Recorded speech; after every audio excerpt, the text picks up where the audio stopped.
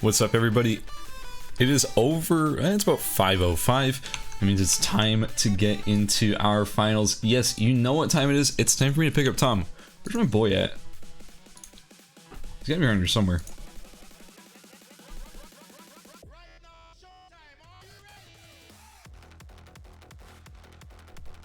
Yo, can you hear me, Tom? Oh, I can. Is that the homie Skaz himself? Ooh, okay. Let me switch over to voice activation. I'll turn on my stream for you and we can get started. Tom, are you excited? Dude, you know I'm excited. We had 8 amazing games yesterday. We had the top 3 from both those teams yesterday, for both those groups. I apologize. And now we get to see the finals. Man, this is stacked. This is absolutely stacked. This is one hell of a lobby too. And it's not just that it's like good players. It's not just it's names that you'd recognize. It's players who have been practicing and bringing really good strategies to their groups yesterday as well as last week as well. These teams have had to go through a group stage. These teams have had to go through a semifinal as well. And they made it all the way to the finals, and I can't wait to see what they bring. Especially since we know we have like some really spicy strategies, especially coming out of teams like Team 6. Okay, no bias, guys, but I'm actually completely biased. I want to see Team 6 do some insane things because they've told me that they have some really cool, maybe secret strategies ready for tonight's matches. And I mean, we saw them pull out the Amp Nadine last night, so who knows, man? Who knows what they've got this time? Oh man, I don't know exactly who I'm rooting for right now, but I always have to give my shout out to the homie, the underdog. He was the underdog in the Souls event, and I think they're kind of the underdog coming to the squad event. That was going to be Team 4 for me, Wing Damon, Lenny, and Calidor. They had a very strong showing in Group A during the qualifiers, and I'm excited to see exactly where this ends up. Yeah, honestly, same. Also, look, I could literally go over every single team here in this lobby, but I feel like I don't need to because literally every single person would be roughly the same description as these teams are insane. This team made it through all of their matches doing very well. You had to be playing consistently in order to make it here today. You couldn't just have one amazing day to get here. You had to get through 2 days of matches and end up conquering your group to be here. A lot of teams fell, but only a few teams survived, and this is our remaining lobby. Keep in mind, we had it was about 108 players coming into this event, and we're down to just 18. So, we have our final group. You ready to get going? Oh, you know I'm ready to get going, man. All right, let's get it started. Let me check to make sure that our players are ready, and we're going to go right into game number 1. No delays. Well, except for this one, guys. I do want to shout out Nimble Neuron, the sponsor of this event.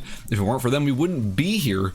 We wouldn't be having a tournament this massive, this hype. So, guys, please say thank you, Nimble Neuron. Give them a kiss, a homie. Say thank you, ASOP, for helping us organize this event and sponsor us for this amazing prize pool. So yeah, we're gonna be going into game number 1. Let's do it. Ooh, let me get that screen real quick. Oh yeah, you kind of do need to see the screen. I suppose it's important. I could go blind. I'll back up whatever hype you got. You're gonna go off of Amp Nadine again. I will back it right up. I'll just be like talking and you'll be like, wait a minute, I don't see it, but that's fine. I'll just pretend I know what's going on. Honestly, I bet you could pull it off. We should just do that someday. Just have like a random cast and it's just like you can't actually see the screen, but you just have to like guess what's going on. But we don't tell the people who can't see and who can, and we just go from there. Let's see who's just more accurate. Yeah, I like it. Okay, guys, we are here in the character select. I will remove the blocker. Please do not bully me for my blocker removing abilities. This is what we expected coming into this. Okay, we were actually talking about this in a chat before this. We were saying there's probably going to be a Lennox on at least 5 teams. The only team we expected to not see a Lennox on is the only team not running a Lennox at the moment. All of these teams that qualified except for Isu Kalstrun and Sleeping Lion, they have been consistently running Lennox this entire time. So there it is. We have 5 Lennoxes in the lobby. Why is that, Tom? Man, it almost feels like it's a mistake to not run Lennox right now. Don't you feel that way? The character is just absolutely stacked for this mode. A ton of utility, a ton of AoE damage. She's just an absolute monster of a frontline. She's as good as a frontline as you can currently get in the game. Honestly, normally if I saw and like if I saw a character being such a universal pick in a mode, I'd be like, okay, like I don't like that I keep seeing it everywhere. It's kind of boring that this character's over. I don't care that Lennox is overpicked. I love seeing Lennox in these games because Lennox brings such interesting gameplay for squads. We get to see awesome hooking action, you know, all this AoE. It's very visually stimulating and cool. I love having Lennox here. I'm not actually sad about this at all. I love seeing Lennox on all these teams. Oh yeah, I'm not obsessing Lennox either. This character, she's very new. She's super interesting to watch, and really, she's kind of just a character that lets you enable any comp you really want to go. You go Lennox, pick 2 other characters. You're gonna have a good time. Absolutely. All right, we are about to get right here into the first game. I'll be turning down the music and turning on the in-game music. Guys, we're getting started in game number 1. Keep in mind, this is a 5-game series. It is anybody's game, and right here at the start, we are seeing my personal favorite. I'm biased, and I'm willing to... I don't care, I'll show it. We're seeing an Amp Nadine right here at the start of the first game of this series. This is a character that we saw last night absolutely pull the most amazing things I have ever seen in a competitive setting. We saw Q snipes that would kill 2 players at the same time. We saw just absolutely insane poke, pressure out of this world on a team that everybody was sleeping on. Yeah, this was definitely not the pick or the team I was expecting to really qualify from the group stages, but I don't know, they weren't even really having that good of a showing in the first couple games, but game 3 came out, and Moonlit Puppy is like, you know what, let me show you guys something real quick. And well, he showed up, and he showed up with business. He absolutely demolished with that Amp Nadine. It wasn't even close. Oh god, are we seeing the infamous Homecoming early game power spike? Yep, he is going on to Ice here. Ice is gonna land tornado, get the W off. The move speed is gonna give him the W is gonna increase his move speed. And it looks like Homecoming is still on the chase here. He's really just being relentless. I would imagine that his teammates are gonna be falling really soon, but no, Homecoming is gonna have to let this go. So this is actually something that I was talking about a lot in yesterday's broadcast. I was saying like consistently that we were seeing Isu always over here trying to TP out, and it felt like he was always struggling to get, or like basically he had the chance to get caught there. That's a very vulnerable position, and if any team was able to sort of read on that position, read that he has a risky, you know, sort of, you know, time period right there, they could probably capitalize on that, maybe pick him off early. And I think Homecoming probably reviewed the VOD and probably saw that we were talking about that, and I think he adjusted for it accordingly. Yeah, we might see more potential abuse on that teleport in the future games. It looks like this time around his team wasn't there for him, but we might see a slight mix-up. And look at this abuse. Poor Isu is getting absolutely abused out of his own. He's just not allowed to go anywhere. He wanted to go Avenue, but Flamble and Treatabee are ready. And right now, you do not want to contest as a Lennox. Yeah, you do not want to be messing with a Lennox that already has a burnished Aegis, as well as, you know, rope cuffs for a green weapon. They're pretty good. Like, honestly, like, this thing is actually statted so well. 24 attack power, 6 skill imp for just a green weapon is a pretty good rate. Also, we have Water Fudge with a finished tac ops, Crimson Bracelet, and Pike. We are once again seeing an entire team running burnished Aegis. This is the new arm piece that was just added in the last patch that is incredibly good rate. We also have Gobu, Alex, Itch. These players are over here ready to fight with Treatabee, Flammable, and Water Fudge. And honestly, they're not looking too bad. Vidify got the Gleipnir done. Gobu got the Elegance done. And honestly, Alex Itch, he's got his Loigor and Zara and Sunset Armor as well. So honestly, all of team, I have to get used to which teams are which teams, all of team 1 is in incredibly good shape itemization wise, and I don't think they necessarily want to fight, like Water Fudge, Flammable, and Treatabee don't necessarily want to fight when they're just stuck on green weapon, blue weapon, etc. Oh, white weapon, my gosh. Yeah, they're still trying to get their weapon online right now, but I absolutely love what we're seeing right now. If we're looking at the map, we had a repeat, very consistent repeat of every single game in the qualifiers, in the semis. Teams were just getting caught out super early in the first couple games. It just would not stop happening. Now we're seeing every single team right now is grouped. We are only at the start of day 1 night. Every single team is grouped on the map. Nobody's trying to get caught out here. They rather slow down their build a little bit just for that consistency. Guys, remember, a dead teammate doesn't do anything for you. You rather have someone who's a little bit more behind, but he's actually able to still output that damage and utility that you need. And I'm excited to see this. We know these teams are being very, very cautious right now. Yeah, one more thing I want to point out is that this is something we've been seeing every single game coming out of Kalshrun, Sleeping Lion, and Isu. They always meet in Forest. They always do a lot of cooking right here in the pond area. What that does for you is it does get you a lot of stacks because Spicy Fish 2 is one of the best rate cooking pieces for Shukai. He's already at 40 stacks this early in the game. This sort of a funnel strategy is incredibly effective, and we've been seeing how powerful it is in the early game for making sure that Shukai is able to nuke anybody who's in front of him when he has his ultimate.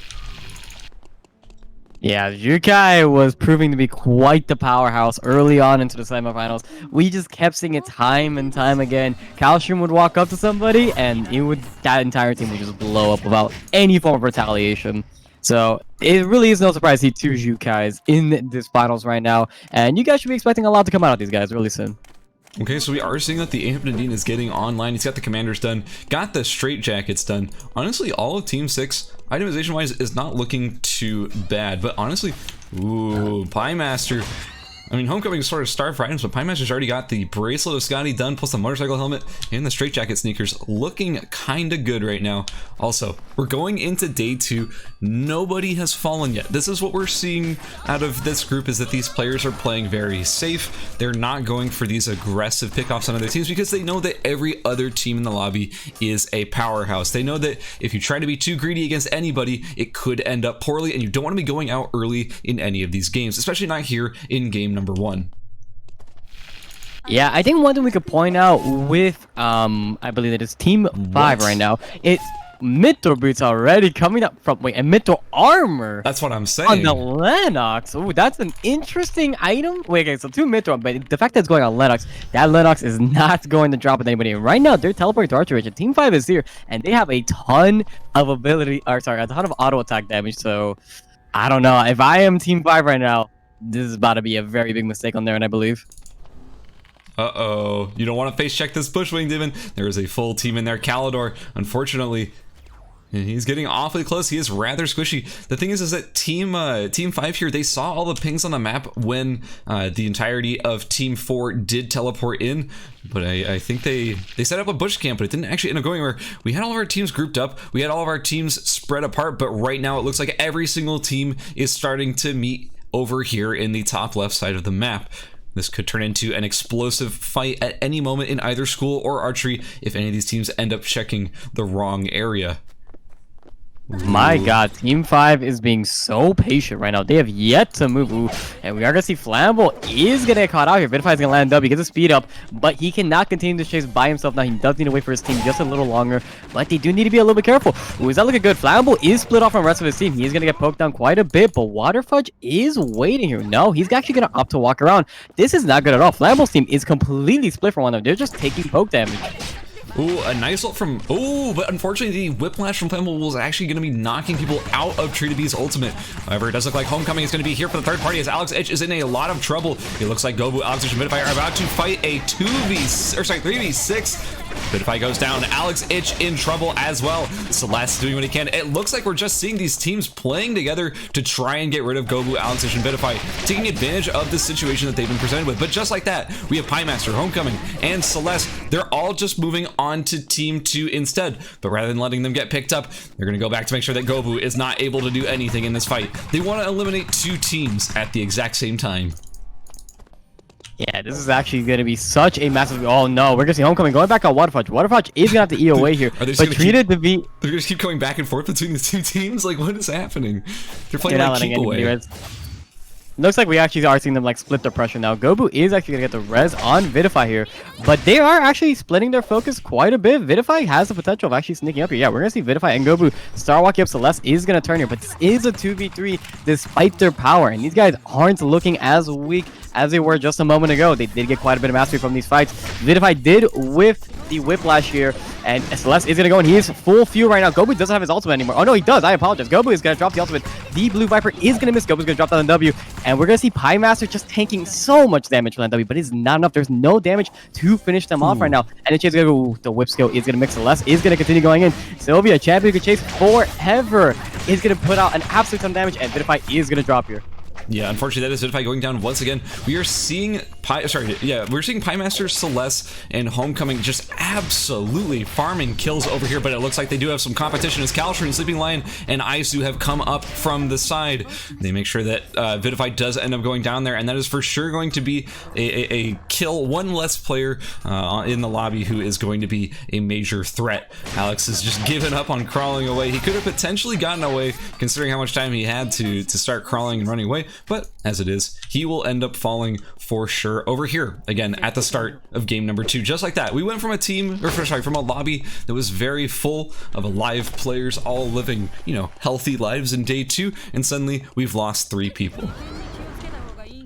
Man, that was such a hectic fight. And one thing again, guys, they may have not eliminated the entire team. We will probably see Gobu start ratting it out very, very soon. Try to play very safe to not die here. But he is still in the game. We saw many times yesterday that single players were getting second place placements while full teams were dropping all at once and actually getting fourth place placements. So this is anybody's game to still take, and the last thing you want to do here is give up. Absolutely. Absolutely, because one more thing is that when you are actually missing teammates, what that does is that the game actually says, you know what, hey, you're in trouble. You're not doing too well. We're going to give you an EXP boost. So your farming is more efficient. Your crafting is more efficient. All your mastery gain is increased. So what that means is that even though you're down players, you can still potentially pop off and scale really well into the late game, especially if you end up losing someone early. That is what we saw actually last night, yeah, when 2 different games actually went to 2-man teams who ended up winning the entire thing. However, we're looking over here as Wickeline is actually going to be wandering right into Aisu, Sleeping Lion, and Kalshrin. It looks like this is going to be a completely uncontested Wick fight, as they will be taking Wick down right here over in Avenue. And nobody was ready for that Wick line. So much time was spent over in archery range. We are seeing these guys in Team 5 are still waiting over in archery range. But no other team on the map was even bothering trying to contest that. Team 4, who really hasn't had much of a presence on the map despite having such an early power spike on that Lennox, hasn't really capitalized on it. It's like we're seeing Lennox with the Cabana now. The mid armor looked like it went over to Calidor. These guys are just having every RNG component in their favor. But those RNG components aren't going to matter if you aren't able to get that mastery and secure yourself a confident lead. But it does look like they are going for a very basic bear routing here. They're going to try to take every bear off the map, and probably I would imagine they are going to be trying to get some traps in their name as well. So no matter what, even if a team isn't putting a lot of pressure on the map, expect them to try to scale into the late game very well. Ooh, it looks like we might have our 2-man team maybe running into Aisu, Kalshrin, and a Sleeping Lion over here as they do sort of start to approach each other over on the bridge in Pond. Unfortunately, though, for our 2-man team, it does look like they do have Boots of Hermes on the Shukai, and that is incredibly hard to run away from, as that character does actually have good chase. Gobu getting caught over here by Team 4. This is not a team you can run from very easily, especially if you're just playing Aya. Just like that, Gobu will be eliminated, and all of Team 1 has fallen. The first team to drop in the finals is going to be Team 1. That is a very unfortunate scenario to come down there. But, hey, they got 4 more games to go. I'm sure they'll bring her back next time. But that will be a kill for Team 4, though. We are going to see Team 2 teleporting over to Beach right now. But right now, they don't really have a lot of power to their name. We are seeing the attack with the eye. We are seeing the Water Fudge. But right now, they're just not looking too strong. They kind of just have a lot of... How do I put this? They have a lot of items that aren't exactly amazing. Yeah. The Maverick Boots, the Moonlight Pendant, the Motorcycle Helm, all nice items, but they don't really do a whole lot for Aya in particular. I could definitely agree with that. Also, one thing I want to point out is just how many Burnish Aegis we're seeing on all of our teams here. It's that new arm item I was talking about earlier in the game. It's this little shield looking thing. What it does is it gives you a ton of max HP, and honestly, you're probably seeing Ilars and Lil Dojan here trying to finish it as well, but being sort of unable to find the pieces. Over here, it looks like Team 5 all just TP'd up into archery. They don't have the vision. No, I mean, they seem to know that they're here, so maybe they had the console vision to see that Tree to Be and Water Fudge were over here in archery, and they're going to be forced into the red to try and TP away. It looks like it's not going to be a kill, ending up going to home. Oh, he's going to catch him on the TP. Ooh, maybe that'll end up being something. But there's a team fight over here in Hospital as the Lars does end up going down. A huge amount of damage going on to Isu and Sleeping Lion, but I don't know if this Amp Nadine is going to be able to do enough in order to stop this team's reign from being so dominant. Just like that, we are seeing in the entirety of Team 6 being eliminated. We are also seeing Treatabee. This is that fight that we saw begin right as we went to go check on them, concluding with Treatabee ending up getting caught on the teleporter and going down completely. Homecoming sacrificing most of his timer in order to make that happen. Yeah, looks like Treatabee did actually opt to make the decision to try and just stick to that teleporter instead of going around, but at that point it was too late to even try to walk out of alley there since they didn't have enough timer. So with only really one decision left for them, they had to commit that teleport. And Homecoming just having a stun on that Q doesn't really need to do, you know, a whole lot there.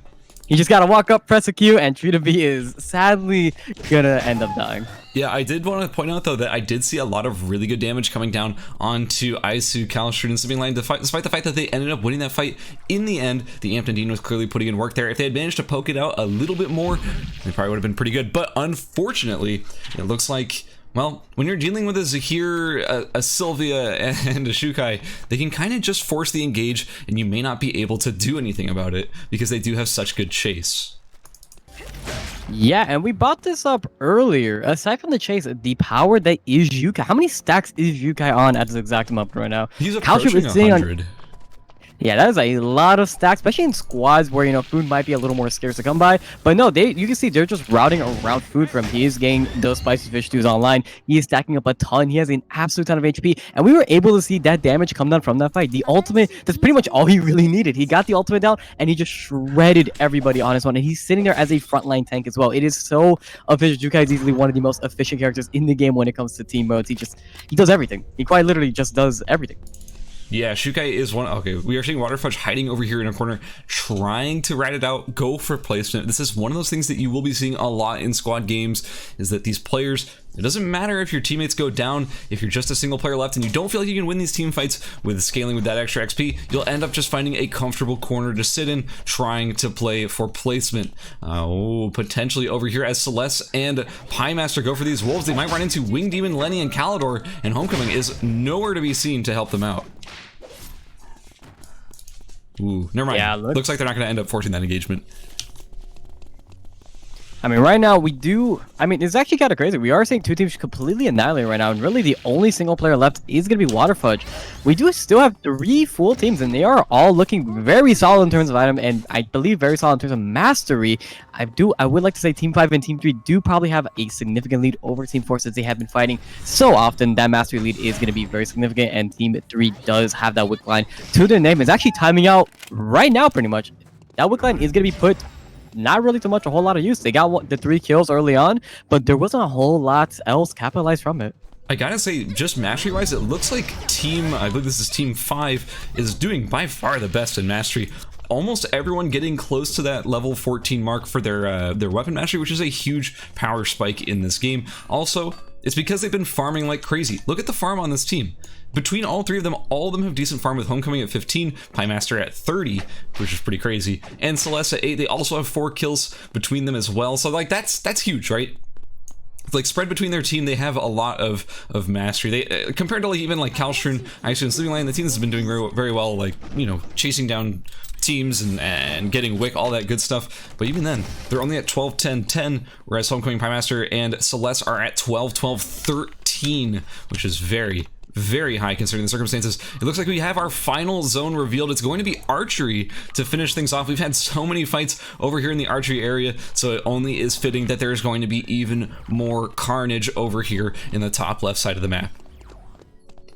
Yeah, one thing that we could point out in terms of the farming earlier is that what we have seen Team 4, Team 3, Team 5, I apologize. Team 5 has yet to leave the archery range hotel area, so it's pretty much the beginning of the game. They had all their items, and from there, they've just been farming literally everything in archery range and hotel for the rest of the game. They've just been kind of there, and everybody wants to come in. Well, you're gonna die now.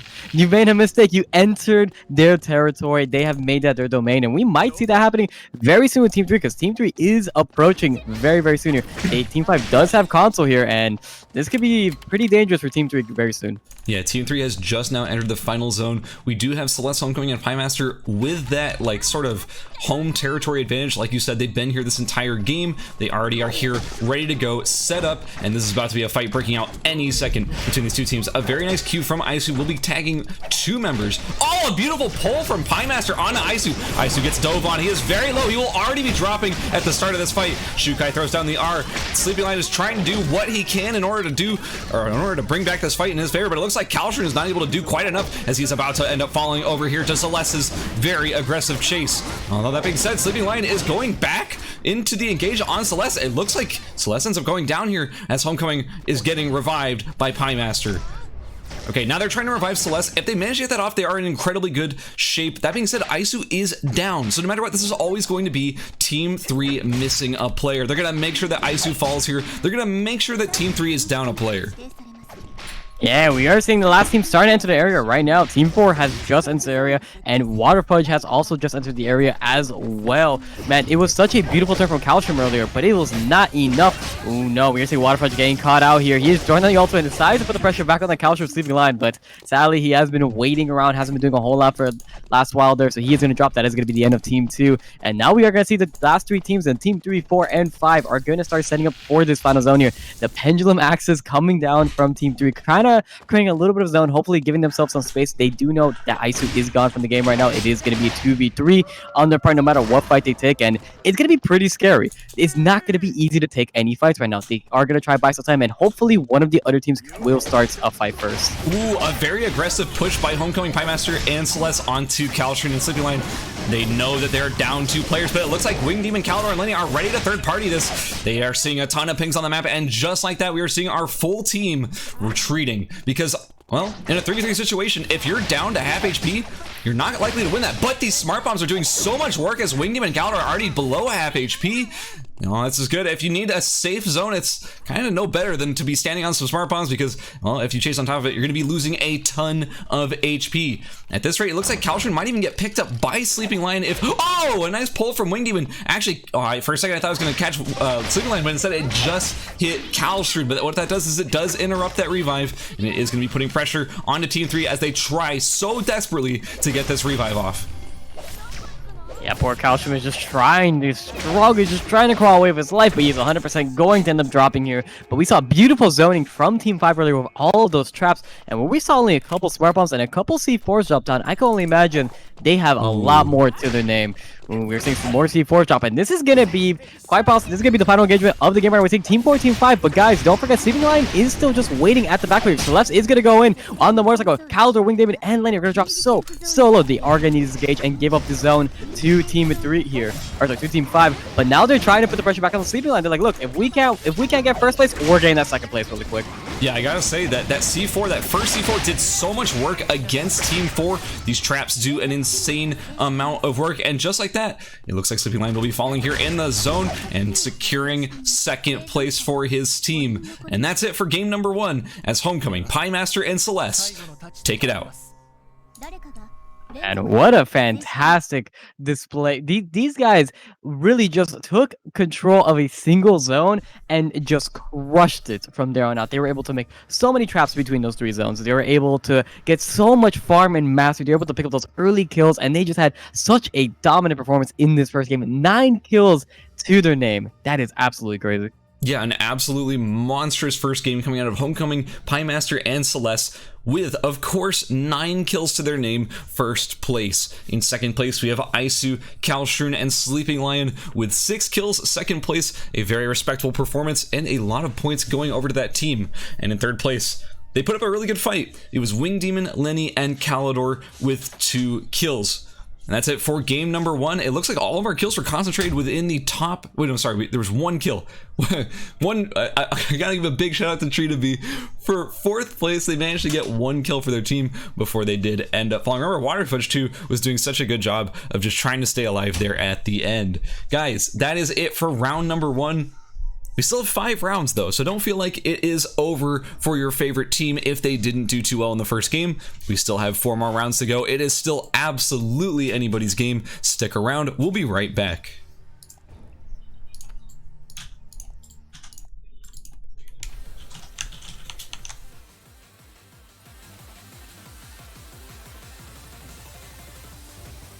All right, chat. You tell we were done from yesterday. The guys who were in the chat yesterday, you already know. In between rounds, we have a very simple demand. You gotta kiss a homie. It's very simple. It's been there. You gotta drop some love to everybody. Kiss your homies.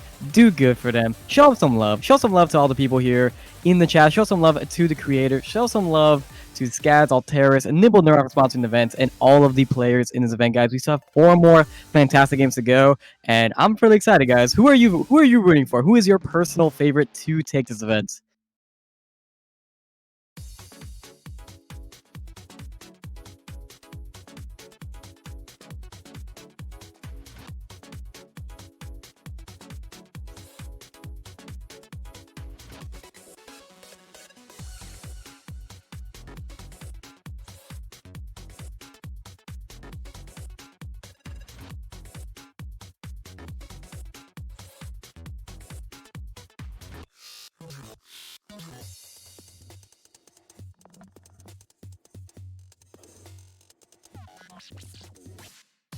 Ah, there we go, Chad. You took your sweet time, but you finally dropped the kiss of homie. There we go, Ghost Electricity. I see you, buddy. I see ya. Okay, this is what we got to get in between games. Show the love to everybody here. You guys are amazing, and I know I'm excited for game number 2 popping up in just a moment.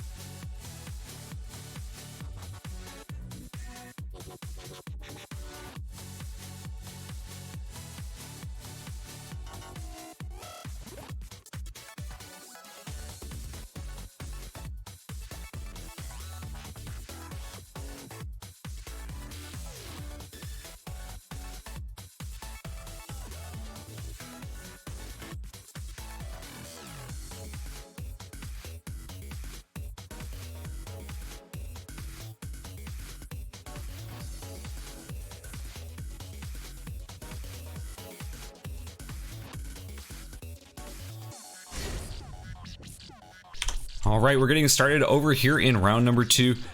Again, I said this before, I'll say it again, it's still absolutely anybody's game. These players played out of their minds in that last game.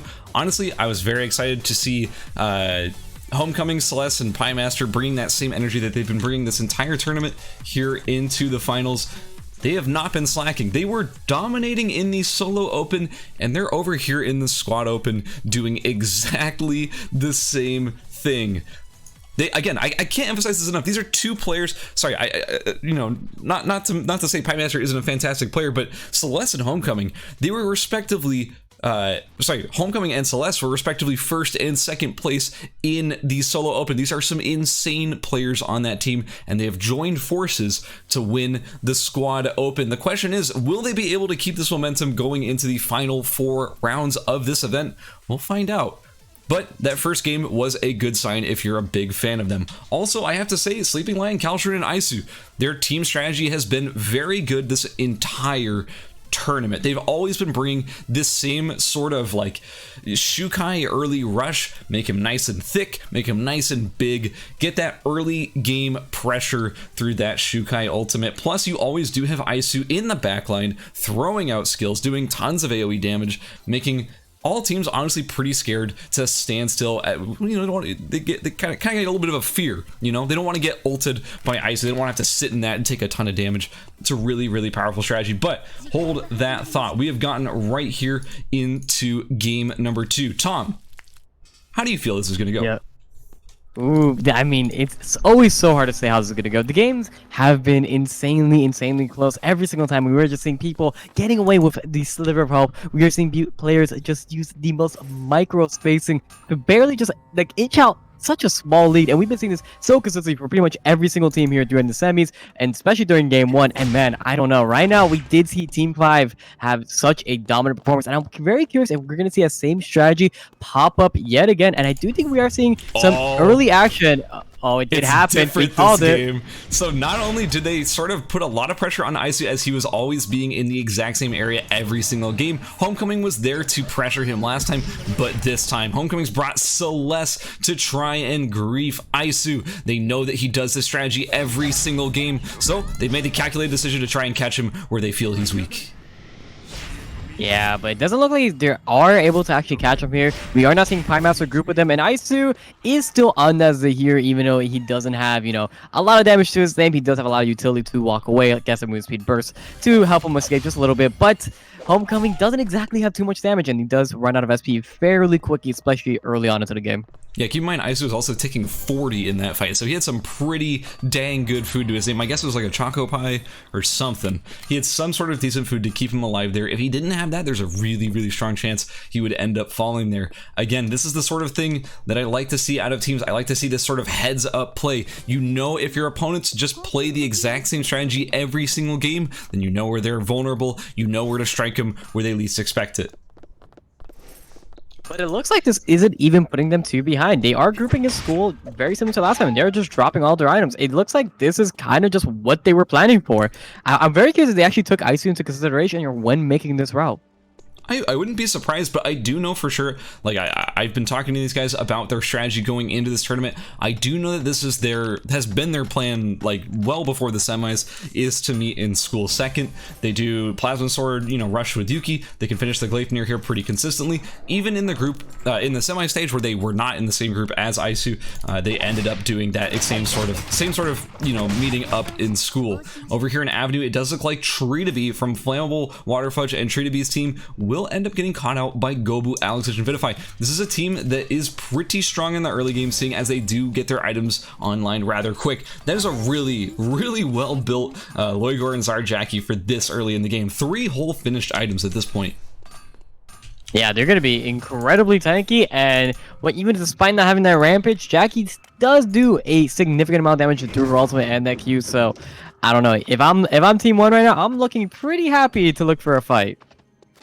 Yeah, honestly, and it looks like I've been noticing this every time. Like, Izu's getting a ton of pressure thrown onto him early in the game, but he always manages to recover. He already has the Ruthenium Marble done, and his items aren't looking too terrible in general. Looks like Homecoming, Celeste, and Pie Master might be in trouble here as Kalshrun, Isu, and Sleeping Lion are trying to engage. The ultimate from Yuki comes down, and it doesn't really hit any of its targets. Sleeping Lion dropping low, Isu also with just a sliver, but it doesn't matter as Homecoming and Celeste have already fallen. Looks like Isu will end up going down as Pie Master does manage to snipe him, but in the 2v1 situation, I don't see how Pie Master wins this. And just like that, the winner of the previous round does go down as the first team eliminated in game number 2. Said it earlier, we're gonna say it again, man.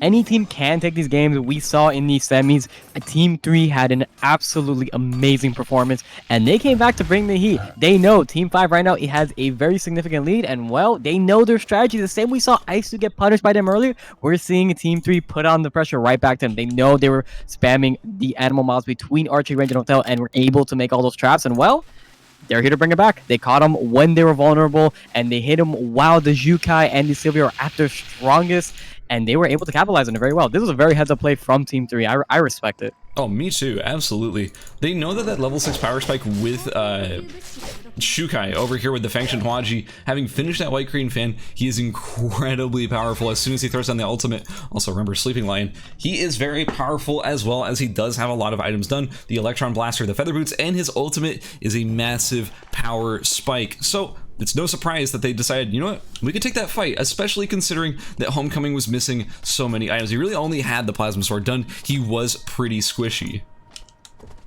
Honestly, I think it was also just the way they played it too. Like, I think Homecoming's ultimate, I might have just completely whiffed altogether. Like, I'm not sure he actually ended up hitting anybody with that ultimate. So perhaps if it were just sort of a different situation, had it been played just slightly differently, even with their current items, they might have been able to take that. But still, a very nicely fought fight there by Team 3. Yeah, no, I do believe the ultimate did whiff on pretty much everybody. So that is a little unfortunate. But at the end of the day, this was an amazing fight taken by Team 3. And we actually might be seeing another fight happening real soon. Team 1 is coming into Forest. And we're seeing Team 4 here. Oh, yeah. It looks like Lenny's getting caught out. He's going to drop the Q, dropping everything to try and get out there. Alex is going to go in with the E, get the Q out. Calidor tanking every single shot from Gobu here. And they need to disengage right now. Pretty much 2 players have to start taking their food. They are half health. They want that Tree of Life, but it looks like they will have to run to the right here. But they're going to have to go to Cemetery. And Cemetery has some visitors in the form of Flammable and Water Fudge, which truthfully aren't looking too strong right now. I don't think they're going to want to try and contest Team 4 here. Yeah, one more thing I did want to highlight there in that fight was the fact that Alex Ich did not actually have his weapon skill yet. We've been highlighting this all throughout the semis, all throughout the qualifiers. Dual Swords Rampage is one of the most important things you can have unlocked as a AMP Dual Swords character. It is the bulk of your damage, and if you don't have it quite yet, then you're not going to be dealing that much damage. He still is only at level 6 as he does get awfully close here with Kalshrin, Isu, and Sleeping Lion. Kalshrin is currently in the middle of his big cooking adventure over here in the pond fishing, or not pond, sorry, the forest fishing pond. Maybe they'll try to catch him while he's cooking. That sort of remains to be seen. But in any case, if he doesn't have that weapon skill, he is only half of a character, really.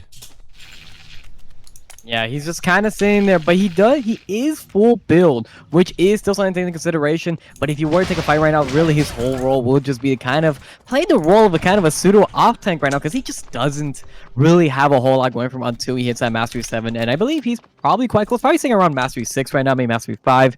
And once he does get that weapon skill online, he is going to be pretty much the strongest person on the map. We saw this time and time again yesterday. People were underestimating Team 1's burst, and he would just get absolutely demolished by Alex alone. And ooh, we are seeing Team 6 here convert to the factory. Team 3 is just trying to, or Team 4 trying to get some farming. Wing Damon losing half his health here to a single AMP Nadine Q. And we saw this yesterday as well. The Nadine is really, really painful. Yeah, that AMP Nadine, the Qs are massive and they do so much damage. Unfortunately, though, the Gojin is not finished for this AMP Nadine. I'm not sure exactly what they're missing in order to finish that, but it is a significant amount of the damage that is currently missing from this AMP Nadine. But, I mean, you saw Wing Demon take about half his HP with just one charged Q. It's no surprise that that is powerful if it manages to hit one or multiple people before a fight even breaks out. Yeah, if Team 6 is able to get that consistent poke damage off throughout these fights, they will be able to just absolutely crush teams. They just need to be very careful because they are very, very squishy. If Moonlit Puppy does get caught out, even in the slightest, he's a complete glass cannon. He will drop. We saw this happen over at Hospital last game. Team 3 did just catch out Moonlit Puppy, and he dropped without pretty much doing anything there. But we did see in the semis yesterday, Moonlit Puppy was doing the complete opposite. Never once getting catch out and just absolutely getting that poke off with the Rain of Arrows and his Q just dropping down pretty much every like 4 seconds. Chunky people were half their health, especially when they had that Wick Line buff online. And I'm pretty sure we're going to see him want to start routing towards that Wick Line in a minute. Oh my god, we are going to see a brawl breakout any moment now. Every single full team at the moment is converging on exactly the same point, despite there being about 11 zones still open and available. It looks like we have all of Team 6 and Team 1, the red team and the blue team over here in Cemetery, are about to engage on each other. It looks like Moonlit Puppy, Ilars, and Lil Dojan with the heads-up play of sitting in the bush, waiting to catch all of Team 1. But it looks like Team 1's also about to run into Team 3 right here at the divide between Hospital and Cemetery. Sleeping Lion taking a ton of damage as the entirety of Team 1 does end up jumping right in on them. Vitify dropping. Sleeping Lion goes down as well. Isu will end up falling to Lil Dojan's ultimate from the side, but Gobu is in a lot of trouble as Kalshrin is chasing him. It doesn't, from the way I can see it, it looks like 2 people on Team 1 are still up, whereas Team 3 is down a player. But now we have Wing Demon, Lenny, and Caldor. Every single full team is now engaged in this fight. All these players are just trying to crawl away, just trying to get away from this fight to do what they can as these full teams keep coming in one after the other. The big charged Q comes down and chunks Wing Demon for about 1/3 of his HP. But just like that, it looks like this fight will be breaking apart as the teams who engaged it, Team 1 and Team 3, end up losing at least one member, with Vitify going down for Team number 1 and Isu and Sleeping Lion going down for Team 3. Yeah, this was a bit of punishment for Team 4. They did come at the very end, not even able to pick up a single kill, but Team 6 was able to pick up 1 kill there with Moonlit Puppy. But sadly, Team 3 losing 2 members of their team there, Isu and Sleeping Lion will drop, but they do have 4 kills to their name. Calcium was able to get away. There is potential for him to try and rat out a placement here, but we did see on, sadly, Team 1, even though they were able to pick up 2 kills there, Vidify is down as well. There is only 2 full teams now, in the form of Team 4 with Wing Damon Caldor and Lenny, and Team 6 with Lars, Moonlit Puppy, and Little Dojon. And last time we saw this situation, Team 6 came out on top, and they were shining at the very end of the game. Ooh, they're not going to be... Okay, this group wants to check... Oh, a beautiful whiplash by Wing Demon, pulling away Calcium as he tried to dash away. Calcium doing a lot of damage before he goes down. He may have even gotten a kill on a Caldor before he ended up dropping himself, but just like that, it will be Team 3, the team that got 2nd place in the last round, dropping in 5th. This is once again one of those things I was talking about where it is truly anybody's game. Just because someone has a very good game 1 or 2 doesn't necessarily mean that they're going to have a fantastic games 2 through 5. We're seeing the team that did so well in the first game, they dropped in 6th. The team that did 2nd dropped in 5th. It is truly anybody's game. And vice versa. A team that dropped in 6th last time could easily be the team that comes in 1st here. But we aren't seeing exactly that same level of dominance that we saw in the first game. Remember, in the game 1, we had Team 5 with 9 kills, I believe, to their name. Right now, the only team still alive. Oh no, we are going to see Alex just get caught out here, and we are seeing him opt to actually just commit to that fight because he knows he has no way of getting out. That jump was on cooldown, and Gobu is going to decide to run away here. Team 1 is only down to 1 more person. Team 6 pick up the their 3rd kill. No, 2nd kill of the game. Yeah, a beautiful pull by Elars there. It looks like the entirety of Team 6 TP'd up to Archery from Hospital, just happened to catch an Alex itch for their troubles, and it looks like, well, that's going to be a free kill for Team 6, as Gobu is now the only person left on his team.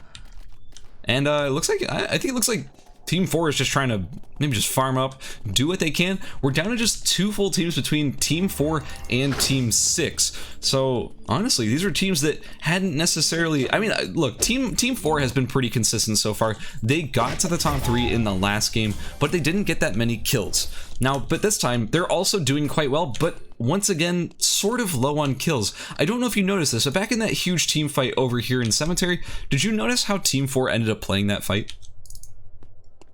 No, I actually did not notice. I mean, they kind of came at the very, very end, but at that point, most people were dropped. They opted to actually kill the corpses instead. Yeah, so what happened was Team 4 showed up to Cemetery, did some damage, it was like, we're here, we're third partying, let's get in on this action.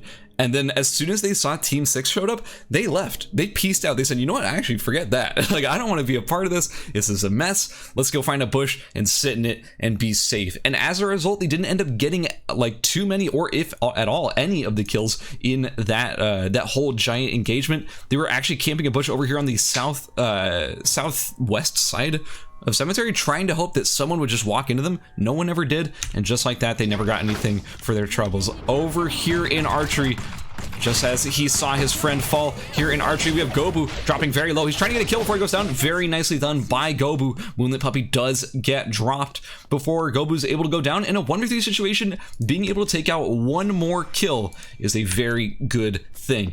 Very nicely done by Gobu. That being said, he will end up falling to Moonlit Puppy, Lil Dojon, and Elars over here in Archery, as our Team 6 is starting to snowball, and I don't know, they're looking pretty good this game.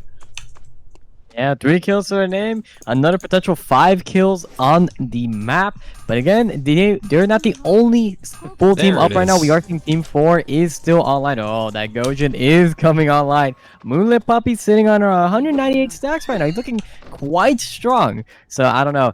The issue here is with Team 4 is they are all a full melee composition, and they have to run towards, oh my god, they have to run towards a Lennox, and Nadine, and a Yuki. If this team is not caught out and decide to, and are actually able to keep vision on Team 4 here, well, it's going to be really hard for Team 4 to get in. Yeah, honestly, if I'm Team 4 and I'm up against if you're up against Team 6's composition, if you're dealing with the sort of the squirrel traps, the poking from Moonlit Puppy, knowing it's going to be dealing so much damage, you have to hard commit to something or else you're going to be in a ton of trouble. Keep in mind, there is also Team 2 who is able to sort of third party and turn the fight in their favor at any moment. It looks like they are not playing passive. They are still farming up, knowing that they are getting that EXP advantage from being down a player. We are also seeing the Bloody Ninetales and the Auto Arms on Flammable already. And they're going to be getting another gold box right here in Temple as it does drop out of the sky. What do they get? Oh, they pick it up. Ooh, I didn't take it. I can imagine this would have to go on Waterfront. No, it's Glacials. Man, it looks like the full funnel is going to go on Flammable here. Just having Waterfront there as kind of just maybe DCC bots. And Flammable is probably going to be the full DPS of the team. Because Waterfront right now is looking quite squishy. Not looking very tanky in the slightest. It's kind of behind on some items. Is sitting on the Covert Agent uniform and is sitting on just a crown. So it is looking a little scary for Team 2. But there is still potential. I can only imagine they have been farm up traps. They were between the pond and temple area for quite a while, which is the zones for some double guillotines. So I'm a little curious. I'm not going to count them out just yet. There is always potential to get back into this game. Absolutely, especially if they manage to third party a fight where Team 4 and Team 6 end up colliding very early. Keep in mind though, since they do have this Amp Nadine, if they are able to sort of take an area, take control of that area, set up a bunch of traps, all that good stuff, it's going to be hard for Team 4 to just rush them down and engage them. But again, if they do manage to third party, Team 2 could still potentially take this game. Like, you cannot count this team out. They are still very powerful with all these amazing items over here on Flammable. Also, Waterfudge, I mean, hey, it's a Lennox, or not Lennox, it's a Kiara. You know what Kiara can do in the late game. Kiara is an absolute monster in the late game, especially if you have a level and EXP advantage from being down a player for most of the game. Yeah, that is absolutely true. Kiara is definitely a character that, you know, it's very surprising. We haven't really put much of note Kiara today because there really wasn't that many. Even yesterday, there weren't too many Kiaras. There were only two, and one of them was Waterfudge, who then did end up qualifying here. But late game Kiara just has so much free HP, does have that rapier skill, does have pretty much the guaranteed root on her E and the W being the shield.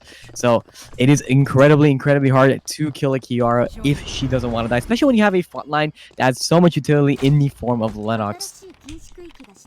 So what we're seeing is Moonlit Puppy farming up that passive, trying to get as many wild stacks as possible, but they're about to run into Team 2 here. This is a team that needs to be third partying, but they dodged the pull. Nicely done there by Flammable. If they had managed to get pulled there by Elars, that would have surely been an engagement that was forced onto Team 2, but they are forced into the red now, as it is Team 4 and Team 6, both sort of gatekeeping them into the red zone, and they have very little time to work with. It looks like Team 4 is going to catch them as they come back into the zone, because they really have no more time to work with.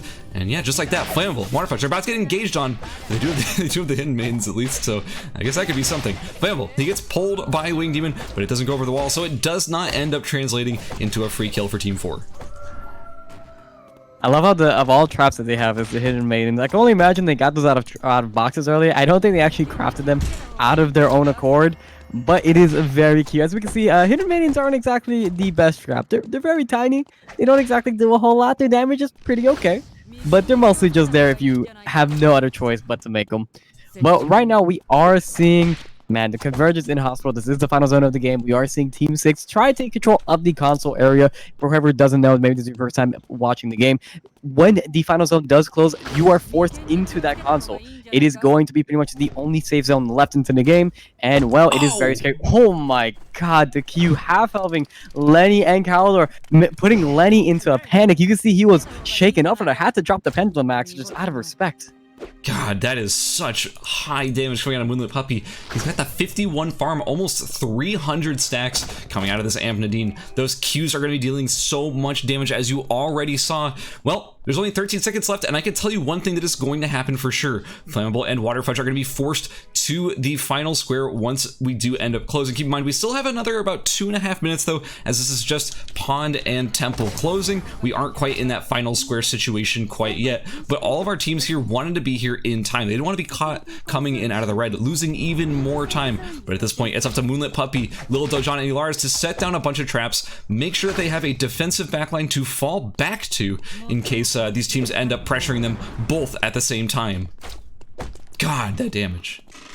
Yeah, we mentioned this earlier. It's going to be very hard for Team 4 to actually try to engage Team 6 here. They have way too much utility, and they have way too much high damage coming out from that Nadine and the Yuki. But one thing that we do know about Nadine is if you give her final zone, you are not going to get it back. Those squirrel traps last long enough, and you can stack them very highly. And by the time Team 4 will be able to engage, it's just gonna be too late. Jeez. Oh my god, they're almost dead. It was 1 Q. All he needs is like 2 Qs and the game's over for them. These Qs just don't miss. Okay, well, I should have said that. But anyway, the remote mine goes down. It does end up actually triggering onto Little Dojon. Oh, there's another one.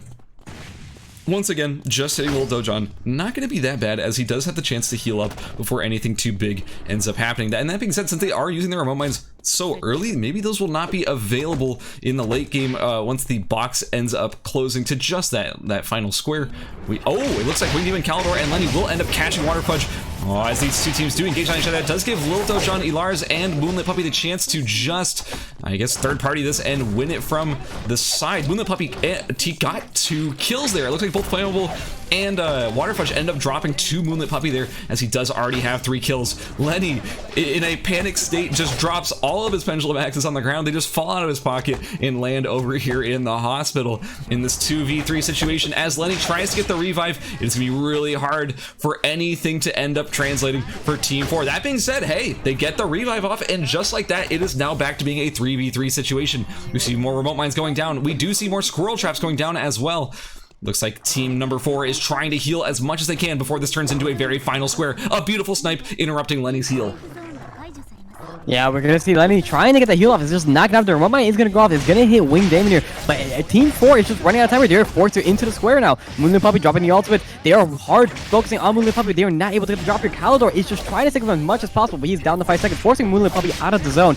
ERCS can force out of the zone as well. Lenny somehow still sticking, but everybody is so low. Wait a second. Team 4 managed to take advantage of the square, but they're super low right now. The Q does miss. Wingdemon is just trying to zone Moonlit Puppy. He knows that all the damage is from Moonlit Puppy right now. He only has 5 seconds on that timer now. He's forced to go back in. Little Dojon will drop Wingdemon. The remote mine is gonna go off. We're gonna see a ton of damage go down. Oh no, Moonlit Puppy is dropping very low. Calidor, Lenny, oh, Moonlit Puppy will pop to the timer. Just only gonna leave Little Dojon here. Little Dojon still has 10 seconds on the timer. Calidor and Lenny are still up and are pretty healthy. Looks like Little Dojon is gonna drop, and this is gonna go to Team 4.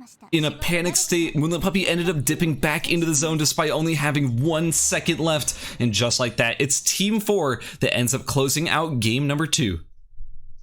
Oh my god. Look, I thought that was going to be Team 6's game to win, but no, it's Team 4 managed to get that zone back. They dove Moonlit Puppy. They knew where all the damage coming from, and that's one of the issues with the final zone. You only have so much limited time to leave it, and they knew that, and they took full advantage of that. And because of that, they were able to secure the zone, and that fight went to them. Yeah, so in game number 2, in first place, we have Wingdemon, Lenny, and Calidor in one of the scrappiest fights I've ever seen. They ended up emerging on top with 3 kills. Congratulations to them. In second place, putting up a very good fight with that Amp Nadine, we have Moonlit Puppy, Lil Dojon, and ERCS securing 6 kills. Actually, a ton of kills here in game number 2, but also second place with 6 kills. In third place, having lost a member very early in the game, we do have Water Fudge, Flammable, and Tree to Be, who have once again been very consistent in their placement, getting 1 kill. Of course, I do want to give a special shout out to Kalshroon, Isu, and Sleeping Lion for their 4-kill performance, despite the fact that they dropped in 5th place. Of course, also Gobu, Alex, and Vidify. Between them, they had 3 kills, not far behind, but they dropped in 4th. And that's it for game number 2. We're still not even at the halfway point, guys, and just because of that, of course, it is still anybody's game. We're gonna get set up for game number 3, and we'll be right back.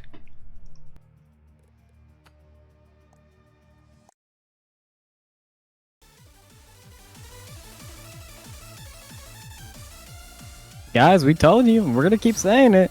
It is not gonna be easy to win this game. Every single person here has the potential to win. We saw that Team 4 is one of the underdogs that popped up there. Wingdemon, Calidor, and Lenny securing a very dominant performance on Neuron in game 2. And man, we could see that happen again in game 3, but they could also have the potential of dropping 6. We saw our first place team in game 1 dropping 6 there in the second game, and this could quite literally go to anybody. So yeah, I know you might think that one team is gonna take this. You might think one team is just slightly above the rest, but I'm here to tell you, you're wrong. Every single team can take this. They are all amazing, amazing players. And chat, where the heck are the Kissa homies? Chat, well, come on, what happened here?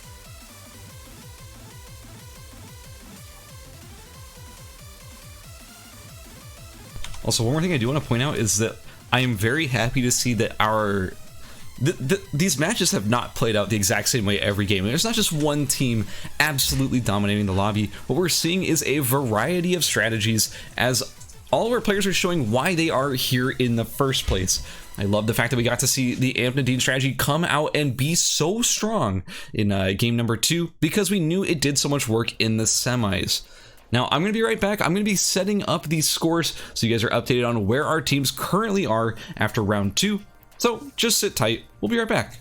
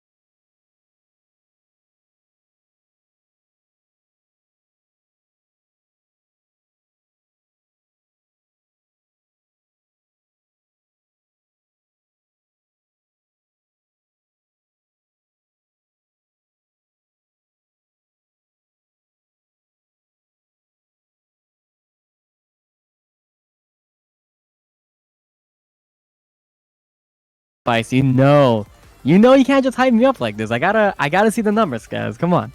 Everyone's waiting in anticipation right now. Well, and there they are. Currently in first place, we have Celeste, Homecoming, and Pie Master with 42 points.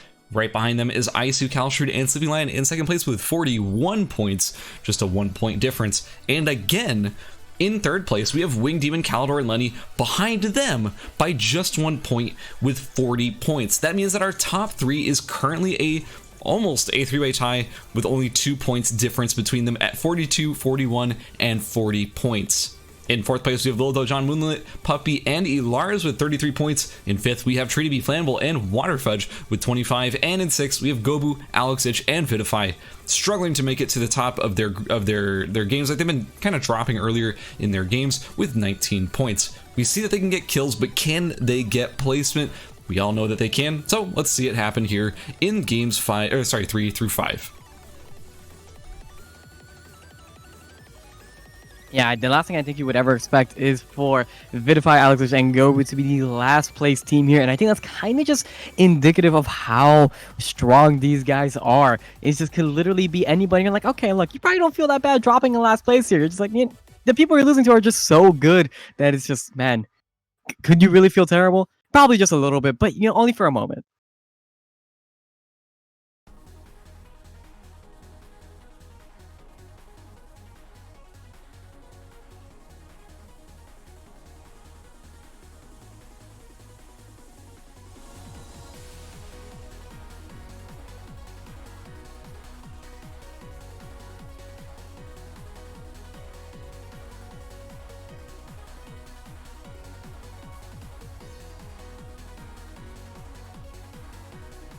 See, we're having the real discussion in this tournament chat right now. Oh yeah, no. I'm pretty sure every single time we've been sitting here in lobby, there's at least been some Chrono Arc discussion. It's actually ridiculous just how obsessed everybody is right now. I go to my Discord and it's just like Flammable posting pictures. Like, so I'm on my 5th run. I'm like, how did this happen? I love it. I love it. This is Jenny's fault if anybody doesn't know. If for doesn't know, Superstar Jenny, they started playing it and then it got infected into the community, and then I tried it, and then Skaz tried, and everybody in our community started trying it, and this is how we ended up. So this do be kind of cute. I'm not gonna argue this. While we're waiting for Homecoming to come back, we're actually gonna take a very brief break. I'm gonna go, get up, stretch, get some water. Guys, we'll be right back.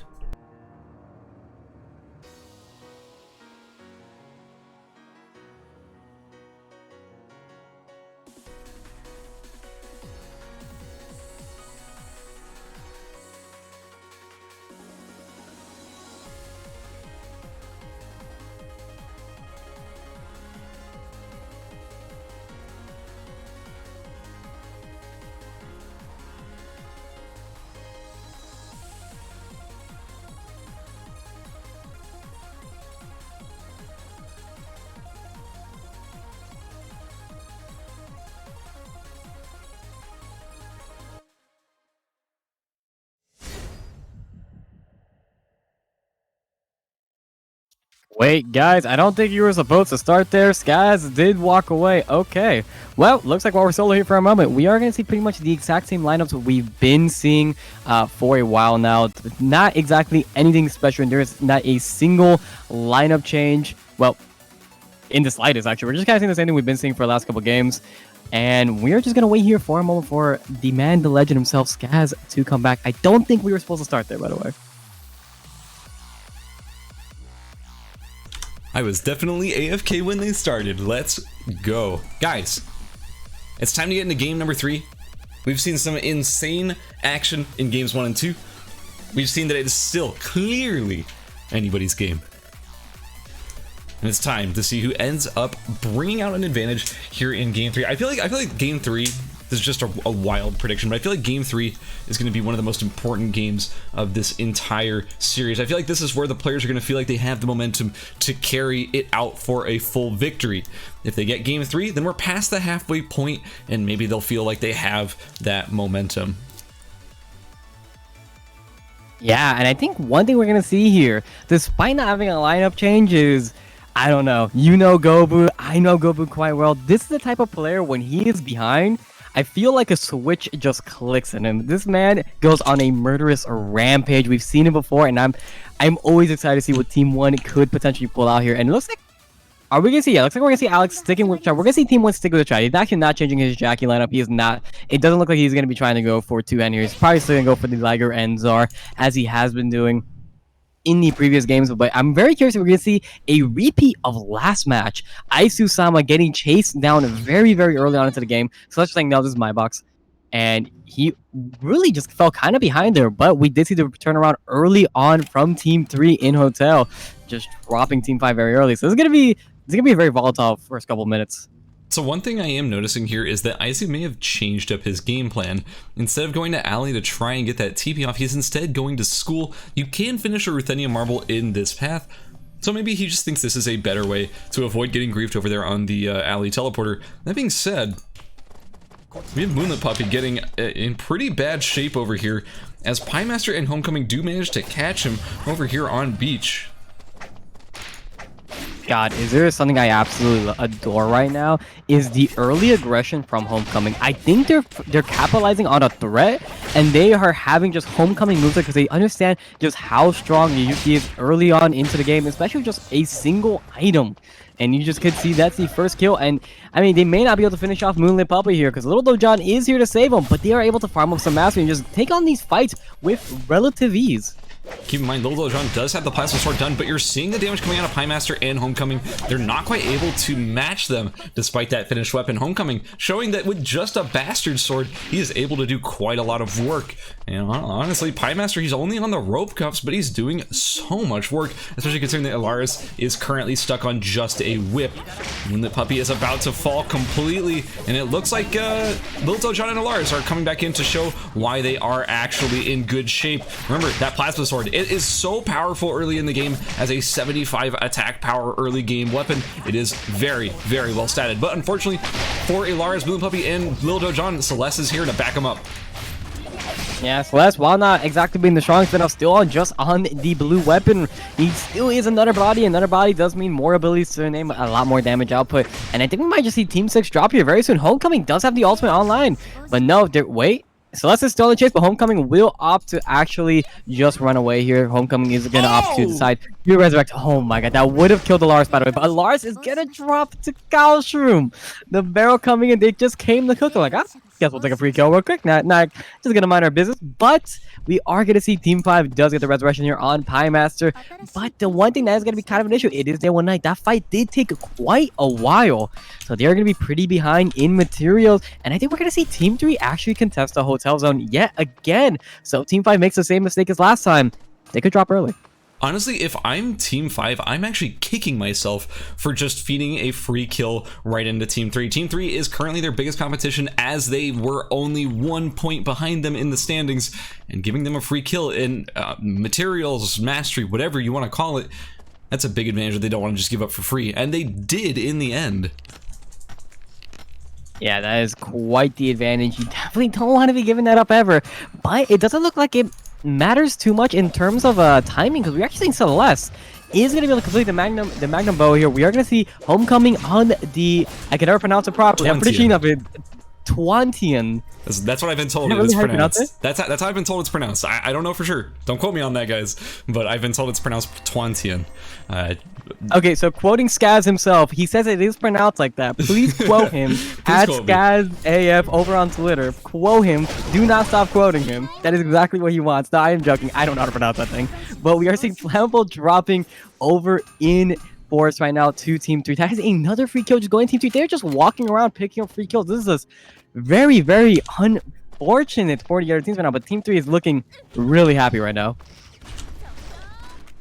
Yeah, it looks like it's gonna be okay. I'm not sure. It looks like Pie Master is struggling to finish his items. Celeste as well struggling to finish his items. We saw Kalshun, Isu, and Sleeping Lion picking off Flammable, one of the other teams that is actually doing quite well at the moment, losing another member, or sorry, losing a single member early in this game. Waterfudge, Flammable, and Tree2B, they have been down a player at the start of every single game, if I'm not mistaken. They have their current standings in the leaderboards are simply from placements almost alone, as they've been making it to the end game because they just are ratting it out very well, which is, again, it's a very valid strategy. If you can just survive to the late game, it's better to do that than wipe like super early in the game.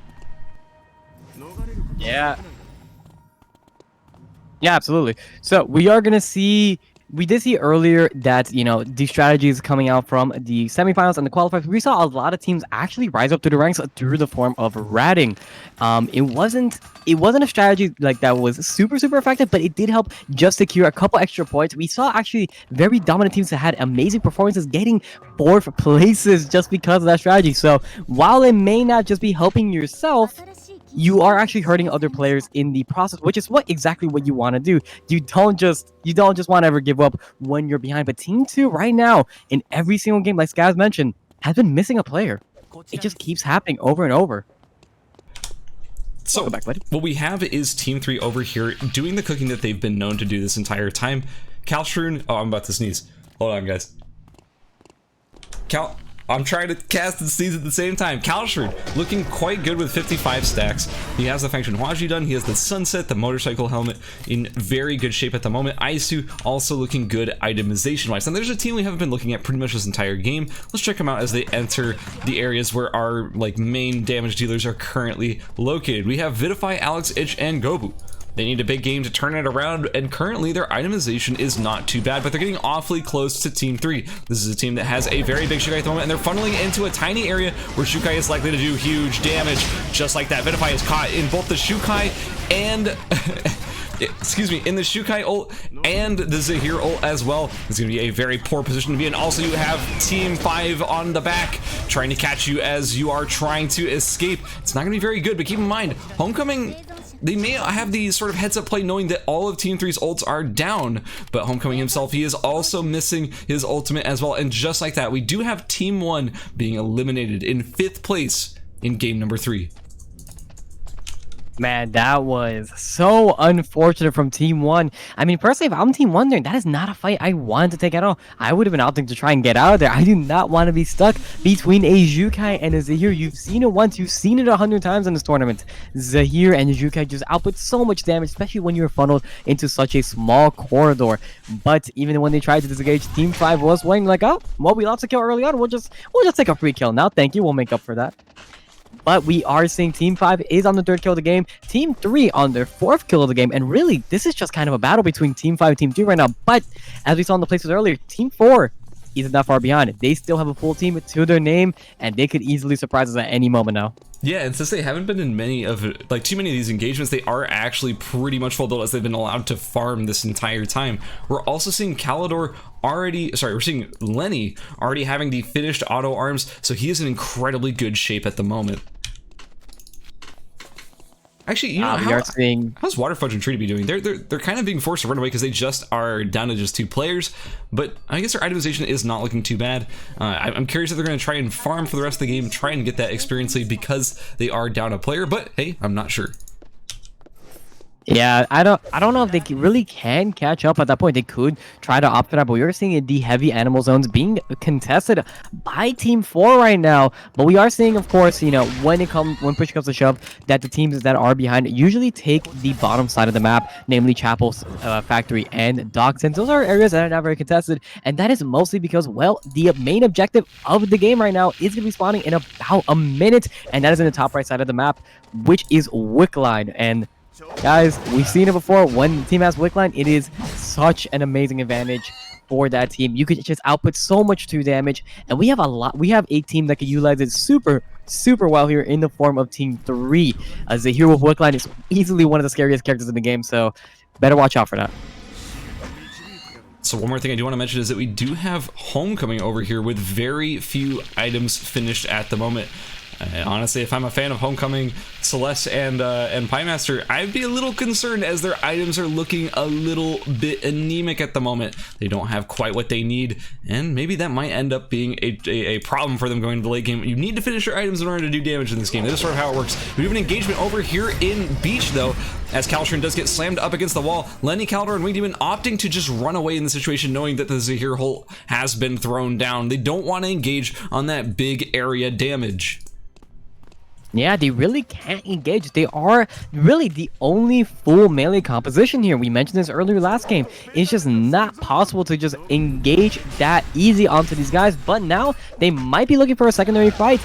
The whiff skill should be back up very soon. They could potentially get a pick on one of these squishier guys here. Well, pretty much anybody that is not Calstrom. Calstrom is the last person you want to pull into your team. He will absolutely melt it just by himself. But the other guys, if they're able to get in the form of Caldor and Lenny, they could easily one-shot in them. Okay, so we are seeing the tree getting picked up by Caldor here. Wingdemon playing the point guard, trying to make sure that no one is engaging. It looks like it will be given to them for free. I can't say this enough. This has been happening every single game.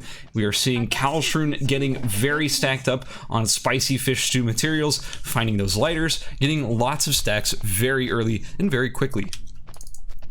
It's a really big advantage because what it does is when you get those stacks onto Shukai, it increases your max HP, and Shukai skills almost exclusively, like all of his skills give him additional damage based on his max HP. So the more stacks he has, the better off he is. Also, just you get this is another Wickling just walking right to Team 3 here. This has been happening like pretty much every single round. I don't know how this keeps happening for this team. I don't know. These guys have easily the best Wickling luck in the entire game, I feel. But it happened again, and we mentioned this earlier. Zahir for Wickline. Just tell me how scary that is, please. Please tell these guys. How terrified are you right now if you have to fight Team 3? It's pretty Monka-esque, my man. Like, the fact that they can poke from range and just constantly reapply that bleed, it's very powerful. For those who don't know, Wickling buff is a buff you get from killing Wickling. It applies a buff to your entire team so that any damage you deal ends up applying a true damage bleed for a second or two. It's a lot of damage. It's true damage, which is, you know, I mean, who doesn't love true damage? Literally free damage. You can't mitigate it whatsoever. It's only really mitigated by having even more max HP. One more thing I do want to point out also is that Sleeping Lion's wall, the wall that Sylvia throws down, that also does apply Wick Bleed if anybody touches it. So yeah, a long range poke skill that does easily come out like instantly and can hit an entire team is very powerful. Yeah, it is very strong, and that is one of the main reasons why we see Sylvia so often picked in these games. Not because of the Wickling, but because of the wall. The wall is such a long-range utility spell. You can check bushes with it. You can slow the entire enemy team with it. It is such a strong ability. And Sylvia's entire kit is just, it feels like it was built for squads. Very similar to Lennox. I know we see 5 Lennoxes in the game, and there's only 2 Sylvias, but Sylvia's had a very dominant showing pretty much throughout the entire qualifiers. It just felt like a character you saw on most teams, and right now the people we are seeing in the finals right now are 2 Sylvia mains. These are 2 people who just absolutely adore Sylvia and are amazing on that character in the form of Sleeping Lion and Celeste. And I mean, guys, if you haven't been seeing some amazing Sylvia play already, I don't know where else you're gonna see it, because these guys have been playing absolutely out of their mind. Yeah, Sylvia is one of those characters that is so good in a team setting, just good in the game in general. This character can chase extremely well. They engage well too, because they do sort of just have targeted CC. They can just dash straight to somebody, lock them down, and then do a follow-up AoE CC on the entire enemy team if they're grouped together. Sylvia is quite good, and she also, a sort of an underrated aspect of her kit, she has healing. One of the only characters, I think the only character in the game who can heal their teammates. Is very relevant when you're just throwing this out for damage or just healing your teammates. It does quite a lot considering it ignores defense as well, so you're able to just do some like unmitigated healing on your team. It's very, very powerful. Yeah, it is easily one of the most powerful characters in this form right now. Ooh, we did see actually Caldor able to get the transition off. He's on the 11 team now, but we need seeing Celeste does need to get out of here. He's split up from his team. He's probably getting those components for smart bombs right now. We did see it earlier in last game. The smart bombs are absolutely terrifying and are essential for a final zone scenario. You pretty much cannot play the final zone without some traps right now, because you know taking a fight at this point in the game is going to be very, very risky. Yeah, I gotta say, one of the most interesting things about this match so far has been how actually well itemized the entirety of Team 4 is. This is really, like, I gotta say, between the Leviathan on Calidor, the Mithril Armor on Wing Demon, as well as Lenny already having those auto arms, this whole team is in incredibly good shape at the moment. And one more thing I do want to point out is that despite the fact that Homecoming's team was sort of lacking in itemization early in the game, and yes, they are still sort of, you know, struggling to finish the accessory slot for some of these characters, they do have good items nonetheless. We are seeing the Red Shoes and the Mithril Shield both coming out for Homecoming, so he should be pretty powerful in these late game fights. Yeah, we are noticing right now the game has slowed down pretty much to a halt right now. We are just going to see teams try to get that farm that is desperately needed. We are going to see teams trying to get those traps. There is not going to be a whole lot of action right now. We're seeing Team 2 just kind of trying to find a nice little spot to ride. And no, actually, they've been moving around quite a bit. I'm curious, what is Team 2 on right now? They were very, very behind before. Tree to Be and Waterfudge. Yeah, no, they are actually doing the normal shot that we've been seeing, just sitting on a corner in between two zones, a place we normally really wouldn't go out of your way to check, but it happened so often yesterday that I'd be surprised to see if you know, some of these teams actually don't check these corners today.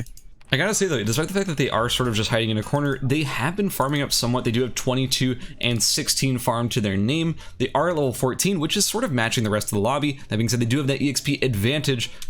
Wait a second, is this just gonna get... They're just checking it. Sleeping Lion, Kalshrun, and Isu seem to have checked the corner that Tree to Be and Flammable were, or sorry, and Waterfudge were hiding in, and as a result, they are getting caught here. You're seeing that wall come down, instantly slowing Tree to Be and applying that true damage bleed. You're seeing them bleeding out 46 damage per tick, and they're unable to do anything about that as they are getting poked out from range. And just like this, you're once again seeing Kalshrun over here in the forest pond, just getting a little bit more cooking done. This time I think he was just trying to make some SP drinks for his team. In any case, any sort of cooking does give you stacks. He's already at 103 stacks, a massive Shukai at the moment. Yeah, this Shukai is an absolute unit right now. We are going to see Team 2 having to run through red zone again. And I know it doesn't seem like a whole lot, but yep, they are opting to actually split up here. Tree to Be is going to end up falling here to Team 3, and Waterfudge is barely going to walk off his life. It's okay that Tree to Be does fall here because Team 2 is not eliminated yet. They know they really did not have much of a chance to pick up those kills outside of a potential third-party scenario, but Team 2 is still alive. And again, they could get a high placement, and they could force another team into a low placement if it really comes down to it. Yeah, it looks like we're going to see Waterfudge ending up going for the opportunity to just run away and try and go for placement once again. We're seeing Lenny, Calidor, and Wing Demon going for the bear kills, going for that extra farm. I think Piemaster, Celeste, and Homecoming were trying to find bears over here in Uptown and were unable to do so. It seemed to have already been farmed by another team, but it looks like Team 4 is going to get the opportunity to get the farm that they do in fact want. Isu, Sleeping Lion, and Kalshrun, they'll be going along the chapel border of Dock, trying to get into the final zone, as we have seen now that Factory will be our final zone. I like that we're getting a nice variety in final zones, and Factory is definitely one of the more interesting ones as well.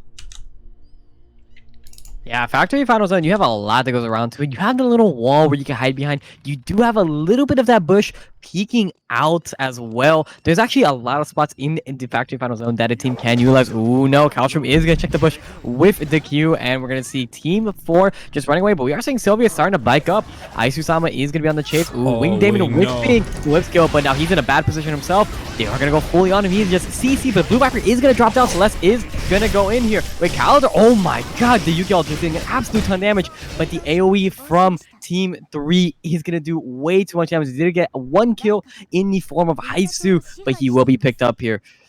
Yeah, Team 4 will be eliminated.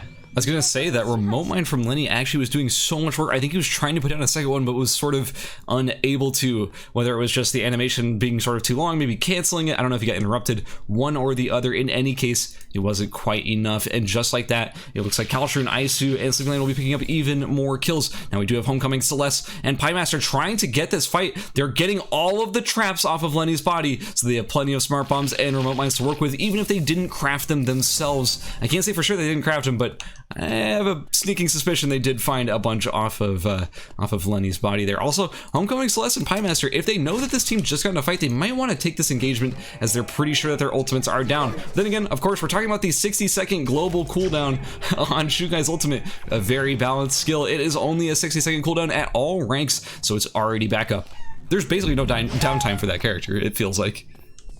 Oh no, Shukai is one of those characters that, you know, it feels like it's been a thorn on the side of the community for such a long time, but ooh, looks like we're gonna see this fight starting. We're gonna see a lot of pressure starting to come up between Team 3 and Team 5 here. Waterfudge is just waiting in the corner right now, but you're seeing these traps drop down and they're set up in his final zone. But there's still 2 minutes, a beautiful whip coming down. We are seeing Calcio starting to go in. Yeah, you see that ultimate dropping from Kalsher, doing so much damage to all of Homecoming, Piemaster, and Celeste's team. Just like that, Celeste goes down. Piemaster and Homecoming are just trying to run away. Kalsher does end up getting clipped by what I believe was a trap. But just like that, Piemaster goes down. It's now a 2v1 situation as Waterfudge is here for the third party. He goes for the ultimate. He's engaging on a Sleeping Lion while Isu is getting the revive. Keep in mind, Kiara, she cannot interrupt revives, and just like that, it looks like Waterfudge is not able to apply the pressure that he would like to apply. Isu, Kalsher, and Sleeping Lion, they're opting to go for Homecoming first, as they know that they are currently higher in the placement and the bigger threat points-wise overall. Celeste is biking away. How is this happening? Why is Celeste still on the bike? In any case, it doesn't matter. Homecoming gets knocked up, gets queued, and just like that, he will fall. Oh, no, they're doing the wiggle now. Oh, it cracks me up. Well, it's now a 3v1 situation as Waterfudge is going, well, the game's over. I accept my fate. I will fall here. And just like that, we have Team 3 taking the entirety of Game 3. Man, that was, as we saw, something that we mentioned earlier. Team 5 didn't get second place there. They got third. Yeah. Team 2 got second place there due to Waterfudge just ratting it out. Yeah, once again, the characters who just end up hiding for placement, it doesn't matter that your team gets eliminated early. You get that second place placement just from being here. Pretty well done. In first place at the end of Game 3, we have Isu, Sleeping Lion, and Kalshrun with an, I mean, gosh, that is, what a game, with an amazing 12 kills to their name. In second place, we have Waterfudge, Treatabee, and Flammable with 0 kills, getting that nice placement victory. In third place, we have Homecoming, Piemaster, and Celeste with 4 kills. A pretty good game from them as well. And that will be it for game number 3. We have passed the halfway point, and it's time to get into game 4 and 5. Guys, only 2 more games to go. Come on, chat. I know you're excited right now. We are seeing so many people that are able to actually take this first place spot right now. And with 2 games left, it could really go to it could still go to the team in last place right now. So even if your favorite team right now isn't performing as you would like, don't count them out just yet. Also, where's the kiss of homies? Come on, chat. There we go. There we go. I didn't have to say anything this time. Oh, God. Dude, I think they're just on top of it. Guys. They're like preempting it. I don't even think the chat has gotten to the point where the game is over yet, and they're already ready to kiss a homie. They knew. Oh, it was Mutu. God bless that, man. Let's go. Chat, the checks are in the mail. We're proud of you.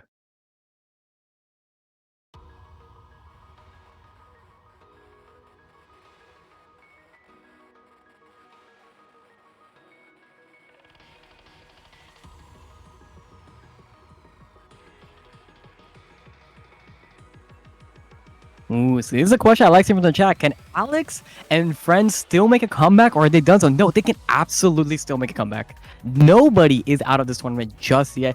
It is not far enough into the tournament to actually even say, I know we're past the halfway point, but despite that, there is nothing to prevent them from getting a pop-off game, maybe switching up the strategy a little bit, maybe trying something new, maybe just getting a little bit more fortunate situations. You know, things do happen. Maybe they just need a mental reset. They have been trying to force the same strategy a ton, and it's just not been working in this series. It worked a lot yesterday, but today is not their day. But we could definitely see them shake up their lineup quite a bit.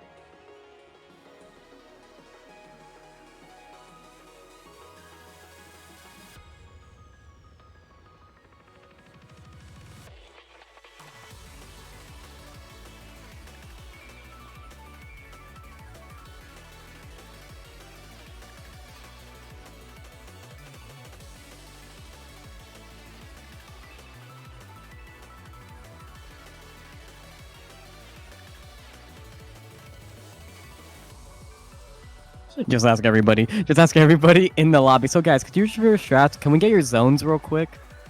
Yeah, can we get your starting placements?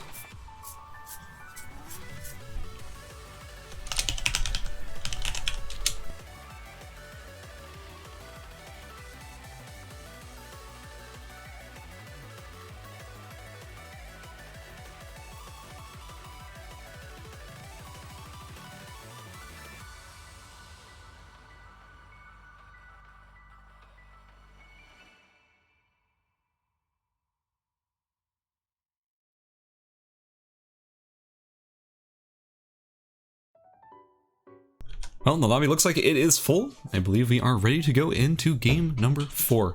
Thank you all for joining us. Before we get started in this 4th game, I do want to give a huge shout out to our sponsors, Nimble and Neuron.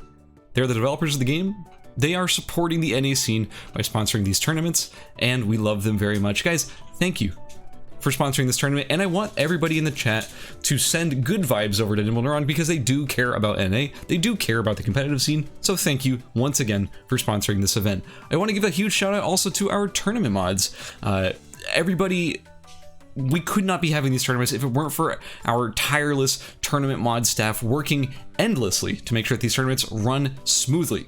Again, thank you so much to our tournament mods, and also a huge shout out to, of course, the players for being here and competing in these matches, as they are giving us some of the most exciting games of all time. And the final people I want to shout out, of course, is you at home for watching this event, supporting the channel, supporting me in doing these events. I wouldn't be here if it weren't for you guys being here also to check out this insane action. And just with that, it's time to go into game number 4. It's not over yet for anybody. It is still anybody's game. Let's check out the scores real quick before we get into the final game. Or sorry, not the final game, the 4th game. There's 5 games, guys. It's not the final game. The standings as they currently are as follows. In first place, we currently have Isu, Kalstrun, and Sleeping Lion with 83 points, with a nice lead over second place, who is Celeste, Homecoming, and Piemaster with 62 points. In third place, we have Wing Demon, Calidor, and Lenny with 53 points. Fourth place, we have Treatabee, Water, Fudge, and Flammable with 40 points, and just 1 point behind them is Lil Dojon, Moonlit Puppy, and Ilaris with 39 points. Gobu, Alex, and Vitify, they're trailing with 25, but they could still bring back something crazy if they do manage to have a good game 4 and 5. Again, it is still anybody's game. Here we go. It's time to go into game number 4.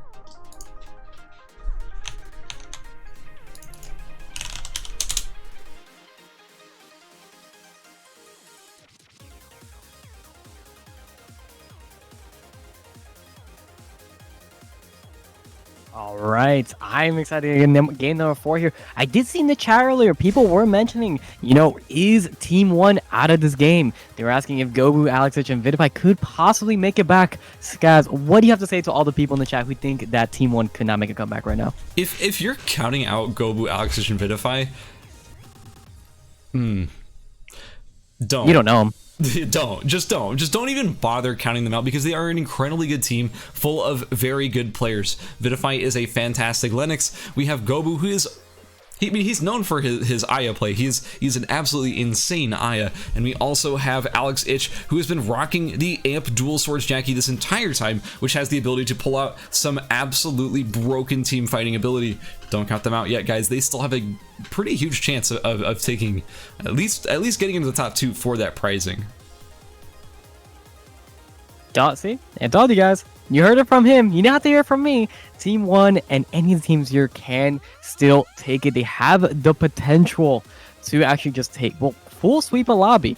So don't count anybody out just yet. Sometimes really all you really need in these games is just a small change in your strategies, maybe a small change in the way you route around things, and you're good to go. Like one thing we've been seeing is Team 5, Homecoming, Pie Master Celeste. They've been changing their zones for early aggression pretty much every single game. You are not able to get a full read on these guys, and it's been working out very, very well for them. One thing I do want to point out is actually we're seeing our first Magnus of this finals group.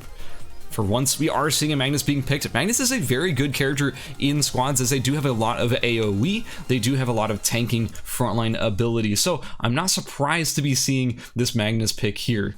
In any case, I'm curious what they're going to end up bringing with this Magnus. I'm assuming it's going to be an AMP Magnus, but I can't say for sure because, like, I mean, I don't know what they're going to be. Maybe they have something planned that I don't know about. But generally speaking, we will see. Oh, no. If you're starting in Dock, there's a really good chance this is actually just a Hammer of Thor, but it could end up being AMP. Who knows? Who knows? Hard to say. I mean, Treatabee was the same player yesterday who did end up bringing that Tonfa Hyunwoo and did quite well with it. So I wouldn't put it past him to bring some oddball picks and still do very, very well with them. Maybe this is a comfort pick from him and we just haven't seen it yet throughout the tournament series. And he's like, you know what? We've been having a rough time throughout the previous games. Let's try a little bit of a switch up in the strategy, because we actually are seeing Waterfront switch up his pick as well. He's going to be the first ISO in this tournament. Ooh, looks like Moonlit Puppy's getting kind of low. What is going on over there? Oh, there is currently an... Oh, wait, Moonlit Puppy. Moonlit Puppy was getting sort of, I think... I don't know. It's in a bit of an engagement. We do have Isu actually in a lot of trouble, as he is forced already out of archery range. He has been pressured quite a lot by the people in his starting area, as Homecoming and Celeste have both been starting over in archery. And honestly, since Isu's not able to get his first 3 zones, he's just going straight to Forest instead. I wonder if he's going to be able to finish his items this time. Remember, he does need to get, yeah, he's already got the flubber, because, remember, keep in mind, Kalshrun, he makes a lot of boiling water. He makes a lot of spicy fish stew. It's very easy for him to be able to finish that flubber and the spiky bouncy ball very early. And he can get the gold here. I guess it makes sense. He is able to finish his entire weapon just by getting a nail out of archery. Honestly, Kalshrun can even bring the nail out of factory too. It's not like Isu is too denied by archery being griefed by Homecoming and Celeste. Or sorry, yeah, Homecoming and Celeste. Yeah, Team 5 definitely wants to drop a player from Team 3 as early as possible, and they know that Isu would be the easiest person to drop, especially catch him very, very early on into the game, but it just hasn't been able to happen yet. Every time they've caught him, he's either barely walked out or just kind of turned the tables on them. So I don't think we're going to see that happen again in this series, but there is always one more opportunity in the next game for that to happen.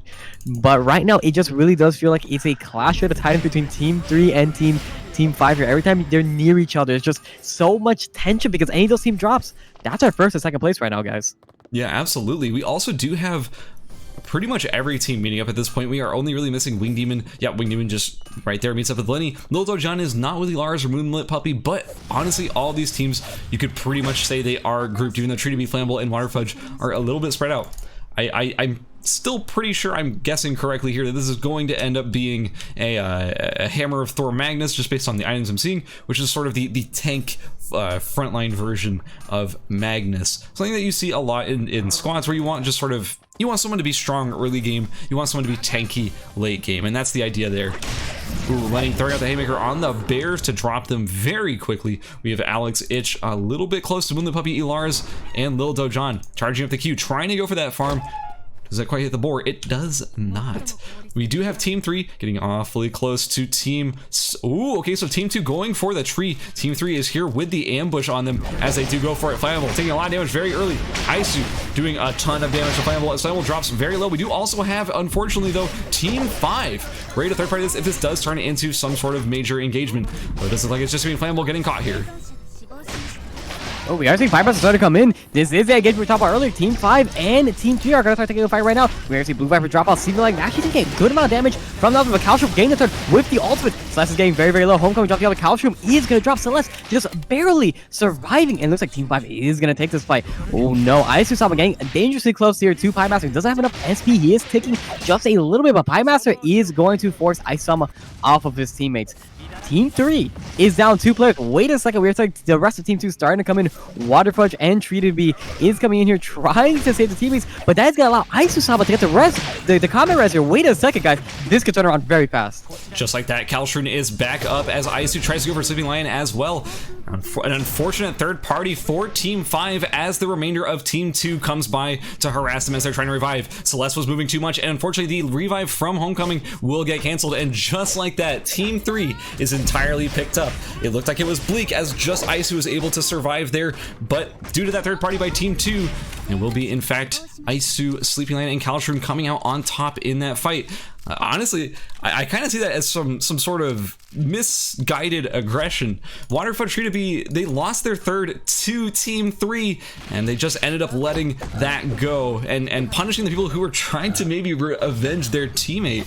Over here in Temple, we are seeing Wing incredibly low. One more kill coming out should finish him off as he does end up dropping to Moonlit Puppy and Lil Dojon and Laras. It looks like Lil Dojon was knocked down in this fight there, but they will be getting picked back up. That is Wing Demon dropping, and just like that, we only have 3 teams without a player missing. It is day 2. What the heck is going on here, guys? I get it, you want the tree, but my god, you guys need to calm down here. 3 people are dropped already. We are seeing 2 Lennoxes are gone, Flamble, Wing Demon are gone, and Celeste is gone as well. That should not have turned out the way it did over at the tree fight. So Team 3 had no right walking away there with a full team. Isu Sama getting so low. We see Team 2 just barely coming in, actually saving Team 3 right now. And that is actually gonna, what turned out to be such a beautiful situation for Team 5 is just, well, now they're down a guy. Yeah, just like that, we are seeing, well, yeah, 3 teams that are struggling due to the fact that they have all lost players. Right now we only have Team 1, Vidify, Alex, Itch, and Gobu. This team is one of the only full remaining teams. We also have Team 6, Laras, Moonlit Puppy, and Lil Dojon. And of course we have Team 3, Isu, Kalshrun, and Sleeping Lion. These are teams that are still full after that entire engagement. Yeah, it's been a pretty chaotic early game. Honestly, it's been completely insane, actually, if you don't mind me saying. Isu, despite being griefed in the early game, he has already finished the Bracelet of Scotty. He already has the Ruthenium done and a ton of max HP on both the motorcycle helmet and the Sunset armor. What we're seeing is sort of an adaptation, knowing that it's going to be hard to finish your items in the early game, so they're just sort of getting what they can out of Forest, as Forest is basically uncontested at the moment. I'm actually shocked that that was how that entire team fight played out by the tree. Like, there's no reason for Team 3 to be alive right now. They got so lucky with Team 2 coming into third party. There was definitely a godsend of a play that happened throughout the series right now. We just saw it. That play may just have changed the entire game, the entire ranking as a whole. Because this is going to look very, very dangerous. Team 3 and Team 5, guys, for those who missed it early, are the 1st and 2nd place teams. So whenever those teams do 2 teams fight, it gets very, very scary very fast. And that fight was going in favor of Team 5 in that situation, as they had already knocked down 2 players and dropped 1 of their own instead. So in a 2v1 situation, they should win that fight easily, but with the third party from Team 2 having only hit Team 5 there, it's pretty unfortunate for them.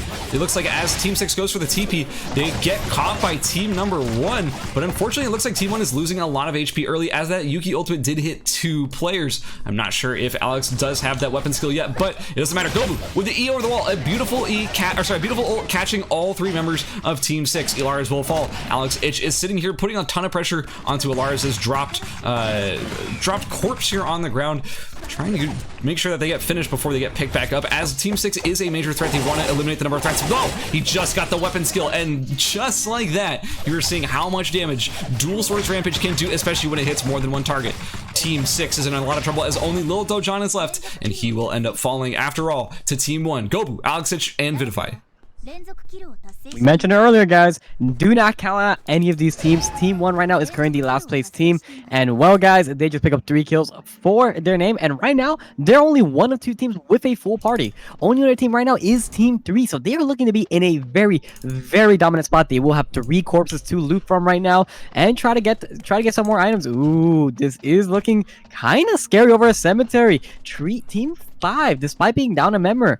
I think they're trying to look for an ambush here over for Team 2. No, never mind. They're just walking away. That being said, Team 4 is over here too and could potentially be trying to pressure them and stop them from going for this tree. We have Waterfudge and Trinity trying to find a comfortable place to just sort of vibe. I think they're concerned, since they're seeing so many pings, they're concerned they're going to be running into a full team. What they don't realize is actually the 3 teams that are here are all, well, they're all the teams with just 2 people left. This could end up being a big team fight breaking out between these groups of 2, but no, in the end, it will just be Lenny and Calidor. Why does it do that? It'll be just Lenny and Calidor picking up the Tree of Life, pretty much uncontested. But we do have Alex, Vidify, and Gobu coming over here from the top side of Cemetery, trying to maybe catch any of these pings. Yeah, right now, if I'm Team 1, I know I'm last place. I am trying to take those fights. There's so many teams right now that just are missing a 3rd member. So they will absolutely steamroll in the current situation of the game. But if you let some of these teams farm up and get that bonus XP because they're down a player, well, they could turn the tables quite fast. It only takes a couple minutes. But right now, guys, Wickline is on the map. And Team 3 is in position for this Wickline. Yep, once again, it is Team 3 taking Wick completely uncontested. None of these teams are here to fight over Wick. This is such a strange result coming out of this entire group. Such an important thing to contest. All these teams are just giving it up for free. I don't quite understand why that is the decision of a lot of these teams, but you know what? Hey, they might have a reason, and it is what it is. Yeah, it is very, very strange to see such an important objective just fall down every single time to the same team. But it's not even just because that team is just doing anything the same. They're just the only ones there. No one is opting to go for this, and I'm very curious to see why that is the case. I honestly can't give you a reason.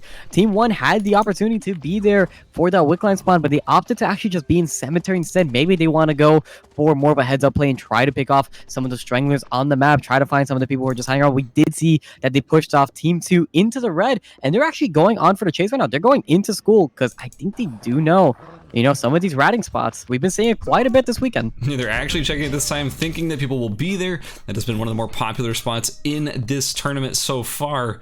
But no, I think people have sort of adjusted. They're not going to be there. Waterfudge and Trinity, they're just barely threading the needle between these 2 teams, as Alex Edge might just walk right into Kalshroon, Sleeping Lion. Well, maybe not. Barely dodges the Q, and just like that, he's able to get away. He is playing Jackie. Jackie is sort of able to run away from all sorts of trouble. Well, yeah, Jackie. I think it just looks like these teams are just going to disengage. They're not even really trying to force this fight right now. It is always a little scary to try these fights. You do know, even despite that a lot of these teams are down a single player, they can always get the 3rd party off. Well, just fairly easy, not really much of a trouble, and you really don't want to just risk your placement right now. You know you're very comfortable if you're Team 3. You don't want to try and force any games that could go prolonged, and the last thing you probably want to do is try to fight the other strongest team in the lobby right now. I think if I'm Team 3, I'm just trying to take out some of the stragglers and look for a more favorable position to fight Team 1, because even if you do have that Wick line, we did mention earlier, that dual swords Jackie, the reason it is so weak early on into the game is because it's an absolute monster late into the game. The moment that Rampage is online, we saw earlier during the hospital fight, it just straight up one-shot at somebody with the weapon ability. So if we see that happening again, it wouldn't be much of a surprise. Ooh, I think, speaking of checking rat spots in general, we're seeing Sleeping Lion, Kalshroon, and Aisu coming over here to check this top side of Avenue. This has been a popular place for players to hide over here by the Temple Teepee. If you do manage to get... Yep, there it is. They're checking the bush. Will they check all the way at the top? Yep. Just like that, Waterfudge Trinity, they have been caught over here by Aisu. He drops the tornado, he drops the ultimate. It doesn't quite connect though, and with just 12 seconds left, they're gonna try and run away. They could go for the TP, but I think that they know that that's they're probably gonna get checked there, right? That is probably something that's gonna end up happening. It looks like over here in Cemetery, we did have Lenny getting caught by Alex Itch, Gobu, and Vidify. That is another kill for this team. They're already at 4 kills. It looks like over here though, Pie Master and Homecoming, they got Not sure how, but they got them. Looks like Pie Master and Homecoming, they're in a lot of trouble as Alex Itch, Gobu, and Vidify are putting a ton of pressure onto them. The ultimate only catches Alex Itch, and there it is. Just like that, we were seeing the huge amounts of damage coming out of Team 1. Although Pie Master is doing quite a good job of kiting out Team 1, and the W coming out from Gobu does a lot of damage. Just like that, Pie Master will end up falling, and, well, Homecoming, he's in a lot of trouble. He only really has one place where he can run back in from. Yeah, even though the other teams really can't touch him right now, that does mean he does have to leave Pie Master for dead right now. There's really no way Homecoming could resurrect him and possibly get out of the red zone at the same time. So Pie Master is 100% going to drop here. That is only going to leave one member of Team 5 still alive, and that is Homecoming. Man, if I'm Homecoming right now, I am really scared because he is currently in second place in the rankings right now. And of course, Team 1 wants to eliminate them as fast as possible. And of course, so does Team 3. Team 3, every time they see a member of Team 5 drop, they're like, oh, this is a good day. But Team 5 isn't out of the brackets just yet. Team Homecoming is still alive, and he is still on that Yuki. But this is getting very dangerous as he started to walk into... He might walk into Team 3 here. Uh-oh, he is walking face first right into the entirety of Team 3. He does not want to be feeding them a kill as they are his biggest competition in terms of points. He's probably going to be forced to run into the red here. Remember, guys, if he does run into the red to explode, the kill will be given to the team that forced him there. So he is unable to just do this to deny the kill. He will end up falling with just 5 seconds left, and this kill will be going to Team 3. He drops all of his smart bomb materials over here in the red to make sure that the Team 3 can't actually end up picking them up. That's gonna be so sad. We just mentioned it, but that is Team 5. Team 5 is dead. They are the second place team currently in the brackets, and that is gonna hurt their placement. But they didn't get last place, guys. They did get 4th place in this game because Team 4 right now, Caldor is still alive, despite the other 2 members of the team being dead. But right now, this is looking very, very favorable for Team 1 and Team 3. Team 1 might just have a redemption arc here. Team 1 looking pretty good. They just ripped a Cabana out of that box right there that they looted in the south side of Cemetery. Now, right now, it looks like Alex Itch is in pretty good shape with that Cabana. He's got a lot of spell amp, man. This man could do a lot of damage if he drops a good dual swords rampage right on top of the entirety of Team 3. The only issue, though, is that generally Sleeping Lion and Isu, like, these are 2 players who they don't often stack on top of each other because Sleeping Lion is diving in, whereas Isu is staying back. It's hard to hit the entirety of Team 3 with one good dual swords rampage. Yeah, it's gonna be a bit rough. Yeah, I don't really see how Alex Itch is gonna get the opportunity to get in there, but... well, maybe I'm lying here. There's actually 2 ways Alex could get the potential to get in there. Of course, the first one is being Lennox. Lennox does have the Whiplash and does have the Whip active. You know, that is the pool ability we have been seeing throughout this tournament. It's been very, very common. It's been something that's decided a ton of fights throughout pretty much every single series. One good pool could spell death for a team member on the opposing teams. And of course, we do have Gobu. Gobu's incredibly aggressive with those Ayazals, using it for peeling for his team or just actually just getting that AoE root on everybody, keeping them in place for Alex to blow them up. Caldor finding a comfortable bush to sit down in. He is basically just trying to go for those placement points. You know how it is. We've been seeing it in consistently in all these games so far. If you lose your team early, if you're just one person alive, just stay alive. It's not worth losing that early game. Like you don't need to just go try to fight a team 1v3. You're probably going to lose that fight, so you might as well just try and stay for placement. Placement does get you points in this tournament, as we do want to promote players surviving until the end, as this is a battle royale. This is a survival based game. So if you survive, hey, you should be rewarded, right? Oh, absolutely. There's no reason. I mean, I know we joked about it earlier on the qualifiers about, how people were just running away, finding a nice little spot to take a vacation. But guys, that running away strategy, finding a nice spot and just surviving is going to make a massive difference in your placement, and it's going to hurt other teams in their own placement. So, I don't know, man. This could actually help them out quite a bit if Caldor is able to somehow squeeze out maybe a potential second place here. I don't know if he could possibly hit a first place, but second place is definitely on the menu for him. And one more thing to notice is that the Wickeline buff from Team 3 has already expired, so that advantage is gone. They do only really have the items that they got off Wick's body to sort of represent the fact that they even got that kill at all. One thing I want to point out, a very important highlight, is that Alex Itch has managed to hit level 14 weapon mastery, which means that his dual source rampage is almost double the damage that it was before. Ooh, a very nice ambush being set up right here at the entrance to Factory. If they Oh, a nice try from Vidify trying to hook over the wall, and just like that, their surprise will be spoiled. Will Alex go over the wall here and go straight onto the Dual Swords Rampage? That remains to be seen. In any case, that was a very nice idea. It just didn't end up paying off. Yeah, we're gonna see that Gobu's gonna try to get some extra poke down, but it is just not gonna happen there. And sadly, because the whip skill did miss, well, that disengagement is gonna happen. It was a very cute play. The potential was there. Had that hook landed, it was supposed to. Oh no, Caldor's getting caught out. Ooh no! If they do kill Caldor here, that will end up securing one of these teams as second place. Yep, Caldor will drop. Team 4 will get third place here. Good attempt from Caldor, but they did catch him out in his little hidey hole. This is just gonna leave a full team from Team 1 with Gobu, Alex, and Vidify versus Team 3 with Sleeping Lion, Kalstrom, and Aisu-sama. Guys, this is looking very scary. Ooh, one more thing to notice is that Gobu's ultimate is down, as he did have to use it to secure that kill against Kalidor. Oh, now we do have the Lennox ult whiffing as well, but a good pull on a Kalstrom will potentially spell good things for Team 1. If I'm Team 1, I want to just get away from this fight. Ults have been thrown down. You're on cooldown, and you need to just get out. But Vidify, unfortunately, is getting tagged by that. Oh, look at that damage coming out of Alexich, doing so much as Aisu drops to just a sliver of HP left. But just like that, with Alex being the only person still alive, that will be the end of Team 1 in game number 4, as Kalstrom, Aisu, and Sleeping Lion. Gosh, you saw what happened in the beginning of that fight. They had no right to be here at the end of the game. They win game number 4. Man, they had zero rights to be surrounded. Team 5 had them dead to rights, but Team 2 actually ended up keeping them alive just barely from their third party. Even if it was completely unintentional, it was the outcome of the situation. But of course, we got to give credit where credit's due. Team 3 has been playing out of their mind. Aisu-sama, Sleeping Lion, and Kalstrom will be securing first place here in game 4 with 6 kills to their name. My God. Yeah, in second place, we have Alexich, Gobu, and Vidify. They're picking up a big game, and they needed it to get those points, as they were currently lacking in second place with 6 kills. A nice performance from Alexich, Gobu, and Vidify.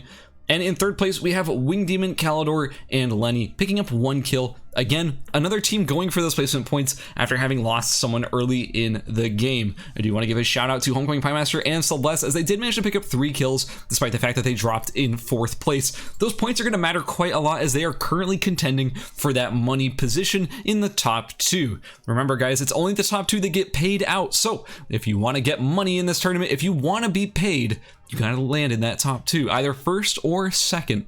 And just like that, it's time to go into our final game of the night, the final game of the tournament here in the ERCS Finals. Stick around, guys. We're going to be setting up game number 5 and showing you the scores before we go in. Man, I don't even gotta say anything this time. Guys, I am so proud of you. Noima, I see you, homie. Hitting the dropping the kiss of the helmet. God, I couldn't be prouder. You guys are absolutely... You haven't even said anything. We were just getting hyped. We're gonna hype up the next game, but no, the kids and homies were dropping.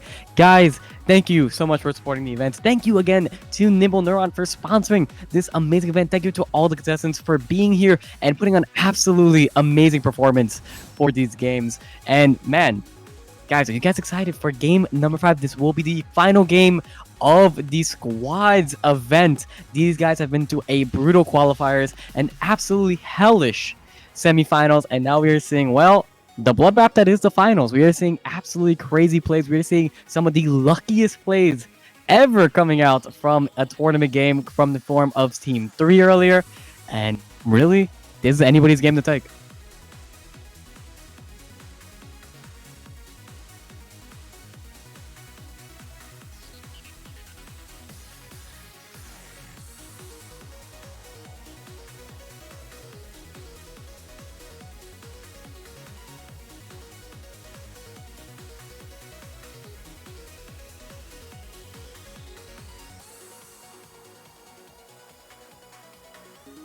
Chat, of course, if you are interested in more events like this, shoot over a tweet to Nimble Neuron. You know, hook him up, tell him, look, you love the ERCS, you love what you're seeing here, you love the event of production that Scaz's been putting on today. And if you are interested in participating in one of these events, type !Discord in the chat, join the Discord, and hey, maybe you could be part of this next time. You could be one playing in this tournament. You never know. There may be another one sooner than you think.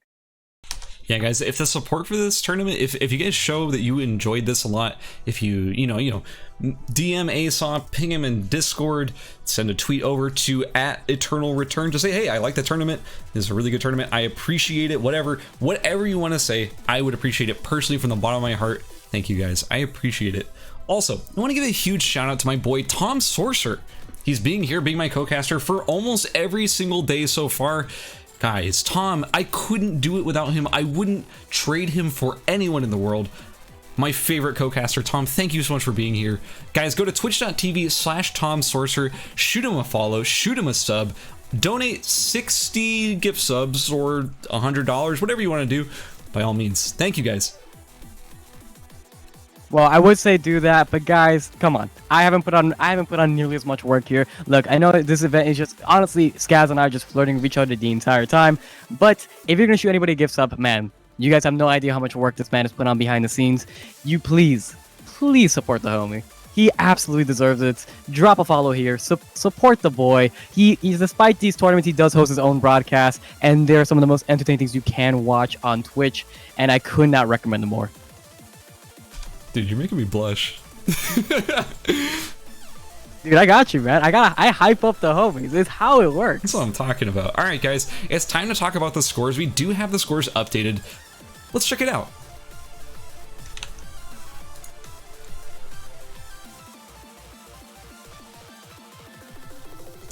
Currently, oh, that's too far to the side. Currently in first place, we have Isu, Kalshru, and Sleeping Lion with 117 points. In second place, we have Celeste, Homecoming, and Piemaster with 77 points. In third place, we have Wing Demon, Calidor, and Lenny with 67 points. In fourth, a wonderful comeback from Gobu, Alexich, and Vidify. I told you, they just needed any game to get those points back. They're in fourth place with 52 points. In fifth, we have Tree to Be, Flammable, and Waterfudge with 46, and in sixth we have Lil Dojon, Moonlit Puppy, and Ilaris with 45, just 1 point behind Tree to Be, Flammable, and Waterfudge. It's still, I'm gonna say this every game because it's always true, it is still anybody's game. Anyone is still in contention for that cash prize up in first and second place. Remember, the top two teams do end up getting some money, quite a lot, as we do have a $1,000 prize pool for this tournament. Honestly, anyone could still take second. It's not secured for Celeste, Homecoming, and Piemaster. And if Celeste, Homecoming, and Piemaster or Wing Demon, Calidor, or Lenny have an insane game and Isu, Sleeping Lion, and Kalshun end up dropping early, there's still a good chance that they could take first. It's time to get into our final game. It's time to conclude the Squad Open for the ERCS. Thank you all for being here. Thank you all for the support. Let's wrap things up. I am absolutely terrified getting to this final game because look at these points. Anybody could squeeze into the money. I don't think any team could really get into first place anymore, but it is still possible for even the sixth place team right now to squeeze out up to the second place with an insane performance. They are not out of the waters yet, and of course, maybe we could see some very, very spicy mix-ups in this final game, and I'm excited to see if these teams bring out anything new.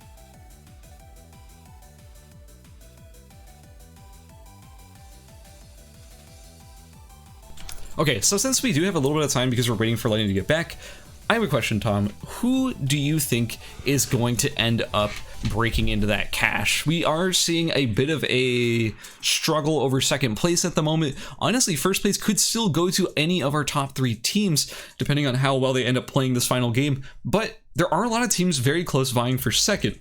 Who do you think ends up taking the cash? So I do think my personal issue, I want to give my vouch for Team 4, but they do seem to have this recurring issue where they're very, very passive. They seem to be the most passive team in this event. A lot of that points is just coming from finding one player here or there, picking off a kill, and maybe getting very, very good placement. They did actually secure a first place early on over in Game 2, but I don't know. It's very scary for them. If I were to give it to second place here, I do think, and I'm going to give my personal voucher. I'm going to have to give it to Goku, Alexich, and Vidify. I know they're currently in fourth place. Oh, no, you are not doing that. Don't you dare. Wait, is that the Shoichi lock-in? No. Oh, Flammable on his comfortable Adriana, the character that he is known for since pretty much since Adriana's release. Man, Some spicy picks coming out here in the final game of the ERCS Squad Open. God. Okay, so everyone knows that Skaz had this moment with Nadine yesterday. I am a Shoichi simp. I have been since day one. Oh God, I'm so excited, Shoichi. Please, Waterfudge, I believe in you, Aaron. You know what? Team 1, I'm sorry, I love you. I'm on a Flammables team now. Team 2, let's get it. I respect that energy. We are seeing the exact same strategies coming out of most of our teams that we've been seeing so far. I think Ilara's...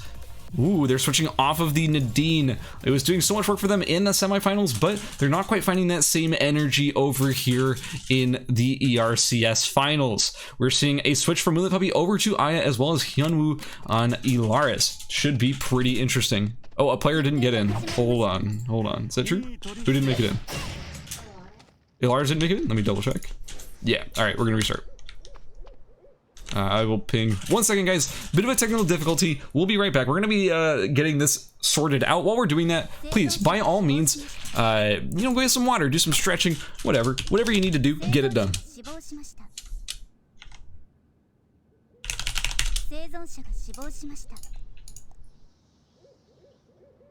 The information that Skaz isn't telling you right now is that the Shoichi pick was so spicy, everybody in the lobby had to leave just out of pure respect. Dude, now the Shoichi's spoiled.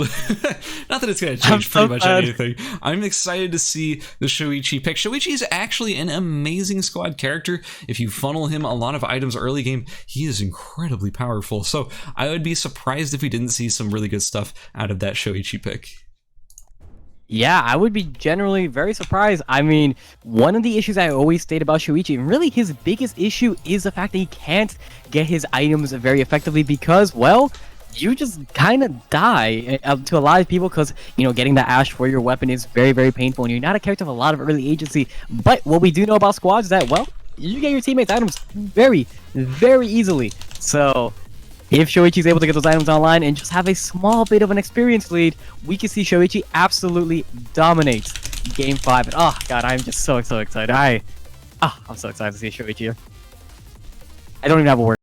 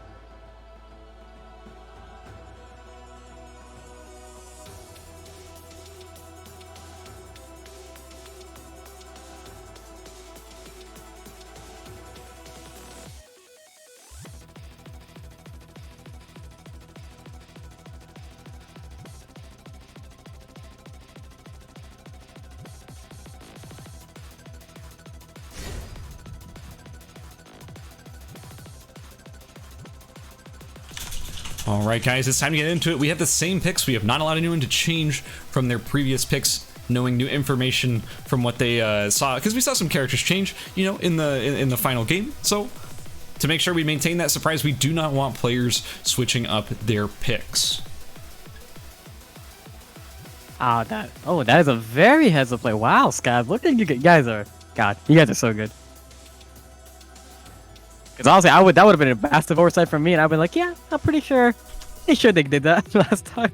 Yeah, like, I mean, if your entire team, like, switches your strategy and then the game has to reset because of a technical issue, and then suddenly someone, like, counters you, that's not okay.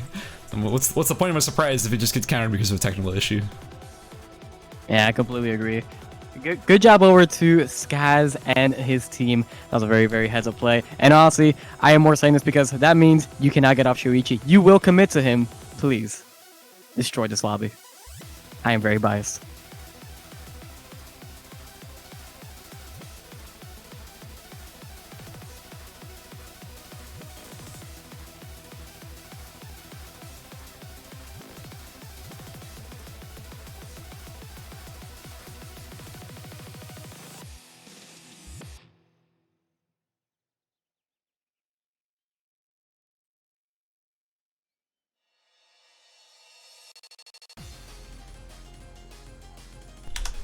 This long loading screen is actually kind of concerning me. I'm afraid that we may have another disconnect. If we do, we will end up getting this round restarted again, but we'll see if that is the case. So, to sort of fill this time, Tom, I have a question. Yeah, what's up? If you're playing Shoichi in squad, especially in a tournament setting, what is your focus? How are you going to be handling team fights? Do you dive onto the back line, or do you just try to work with your team to just select one target and burst them down quickly? So my personal strategy, from my very, very limited squads experience, when I play Shoichi is, normally, of course, I do route with my team, try to get my weapon as much as possible, but I do tell my team to funnel me as much as possible because of Shoichi's hyper-scaling nature, and just his entire kit is just really AoE with those daggers and that ultimate, just being super, super strong. But personally, what I do is I just give it a couple seconds into the fight, wait for a little bit of CC to be blown, and then I do dive in like a very typical assassin, because one thing about Shoichi that a lot of people probably don't know, those dashes, you're untargetable. You're pretty much removed from the map throughout when you're dashing between those daggers, so it is very, very easy for you to get your full rotation without being interrupted in the slightest. It is just really getting that first jump down. Well, just like that, we are finally into our final game. There are no interruptions this time. No one got disconnected. It's time to get into our final game. Wait, are you kidding me? What just happened? Why did Moonlit Puppy just explode? What's going on? Oh, no. Did Alars crash again? Well, Alars does not seem to be moving. Guys, who's ready to do more coin flips? Okay, we seem to be having even more technical issues.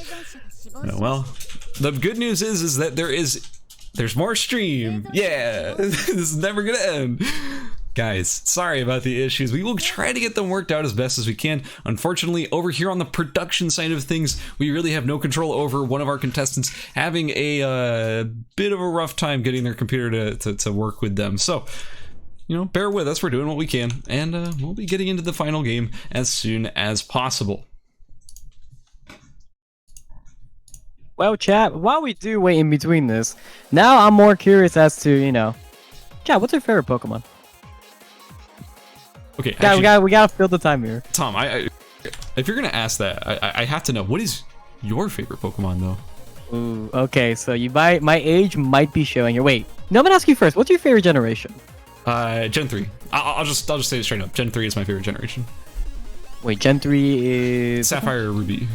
Ruby Sapphire. Oh, that gives a bit. It's super short, but it's really, really good. Yeah, I love Gen 3. Like I started Pokemon with the first one. I played Blue, Silver, Sapphire. I love Sapphire, Ruby. It's my favorite.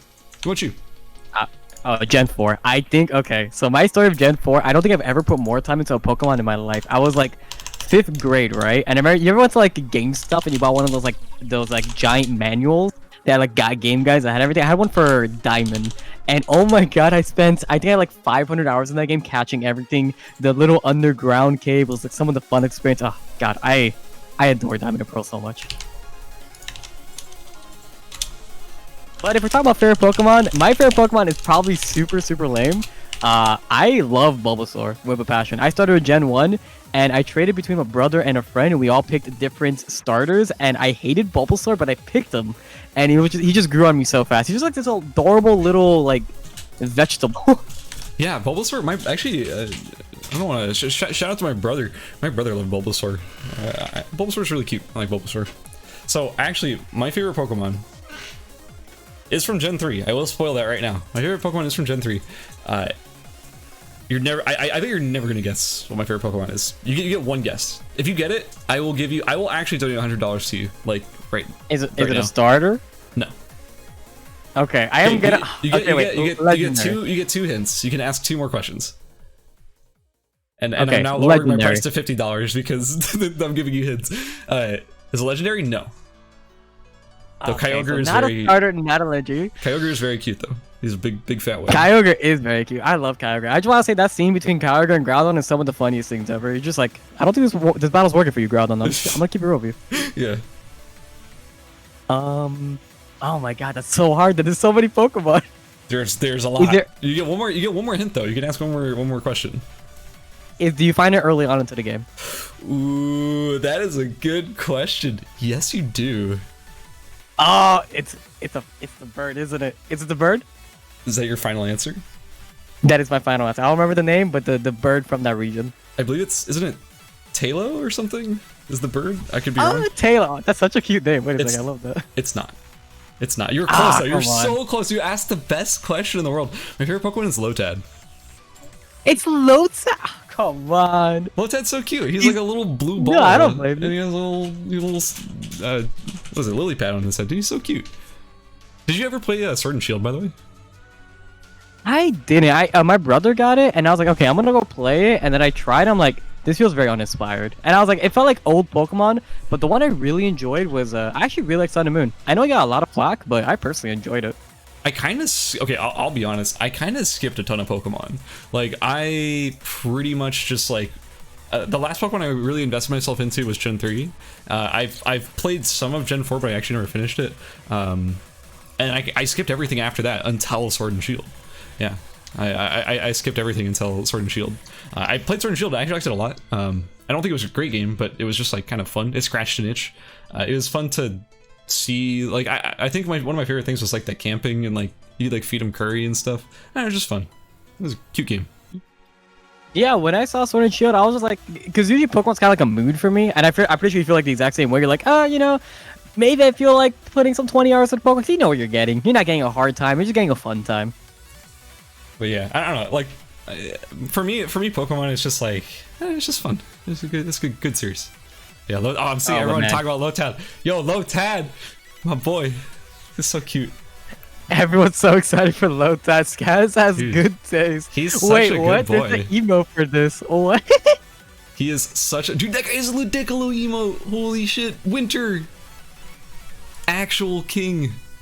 Okay, so here's what's going on. We basically had to get a substitute for Moonlit Puppy, Lil Dojon, and Elars. Elars's computer or something was messing up pretty bad. We are all ready as it seems. We can finally go into this final game. Cool, let's do it. For real this time. It does raise the question, is the sub actually going to be forced onto the same strategy as Elars? It looks so so Elars was going to go for that Hyunwoo pick, and it looks like I'm going to have to get used to saying Museo ended up going for Hyunwoo as well. So they had the same strategy, I think. That being said, they are on Tonfa, and I don't think necessarily that Elars was on Tonfa when I saw. I think they were on Glove. So maybe it might be a slightly different strategy, even though it's the same character. Basically, what I'm trying to say... Oh, go ahead. So the only point I saw Gobu hovering over that Razi, and I was about to send him some very strongly worded DMs. Ooh, yeah, no, you're not allowed to change your picks. That's the other thing, like, also, even though they did have a sub, they're not allowed to change their picks. I kind of forgot about that. So yeah, even if they wanted to, they can't. They are forced into playing that Hyunwoo because they did commit to their picks, and there is no time to change because, hey, we can't have people changing despite the fact that there are technical difficulties. Guys, it's time to get into this final game here. Let's see how these teams end up playing out this final round. I am very curious to see how this does play. Again, we are going to see some very, very tense action come between, well, pretty much very infamously, Team 3 and Team 5. These guys have been absolutely dominating. Like, absolutely dominating these games. And, man, it is going to look very, very scary for that first place spot. If Team 5 does drop or Team 2 doesn't get a very good performance, or sorry, the other way around. If Team 3 drops and Team 5 gets a very good performance, we could easily see him come back up. We're seeing Little Doe John and Homecoming trade some blows early on, but not much is going to be coming out of this. Yeah, it looks like Homecoming and Little Doe John, they're both on this like early game Yuki strategy. They both are finishing the Bastard Sword, which I mean, it can go into either a Plasma Sword or a Tuan Tien. This is basically like your early game aggression blue sword pick. It seems like there's not going to be much. Ooh, wait, where's Aisu? Okay, no, he's in school. I was going to say, it doesn't seem like Aisu is getting the same sort of attention on him that he got in the last few games. But, well, maybe he's actually kind of comfy here. Wait, Little Doe John might... no, Little Doe John just trying to finish his Plasma Sword, where it looks like Homecoming is actually going to Alley. An interesting choice. Where is he? There he is. What is he doing over here in Alley? He's opted to change up his second zone. Pretty much every single game. We've seen him at Beach second. We've seen him at School second. Now we're seeing him over in Alley second. And that is not something that we see as very, very common coming from Yuki's. I'm actually very curious as to why. I would imagine he's probably picking up more of his teammates' components more so than his own, and probably his teammates are actually looking for his. Ooh, we actually have all of Team 6 right over here as someone is TPing right on top of them. It's Homecoming, as he will be getting a lot of damage put on him very early by Musio and Little Doe John. Though Celeste is here to back him up, so maybe he will be able to get away after all. Ooh, they're pushing, they're pressing the issue as Little Doe John and Musio are putting a ton of damage onto both Homecoming and Celeste. But Piemaster's here as well. This is a full-blown team fight, as it looks like Moonlit Puppy is not here to back up his team. Just like that, Musio will go down as Little Doe John is also dropping quite low. Piemaster putting the pressure onto Moonlit Puppy to keep him away from his teammates. Although Moonlit Puppy, he has finished his TAC 50. He is quite strong at the moment, as Piemaster only has the Wind Whip to try and fight this fight with. But Little Doe John, he does go down to Homecoming in the end. And just like this, it's up to Moonlit Puppy to survive here at the beginning of game number 5, the final game of the series. Moonlit Puppy is doing an insane amount of work and healing quite a lot, but Piemaster, he gets picked up. It's up to Moonlit Puppy to survive here, or else his team will be dropping at the beginning of game 5. Just like that, Team 6 has been fully eliminated.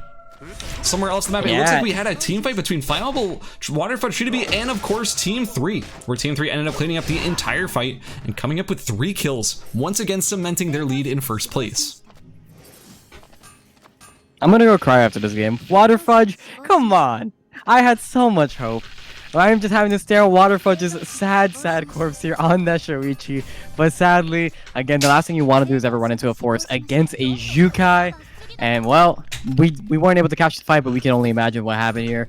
That was a very, very squishy composition coming up from Team 2. And Zyukai is easily the strongest level 6 character in the game. And you walk into him, it is going to spell your doom. Yeah, he didn't even manage to get the cooking session done yet, but man, he is still strong.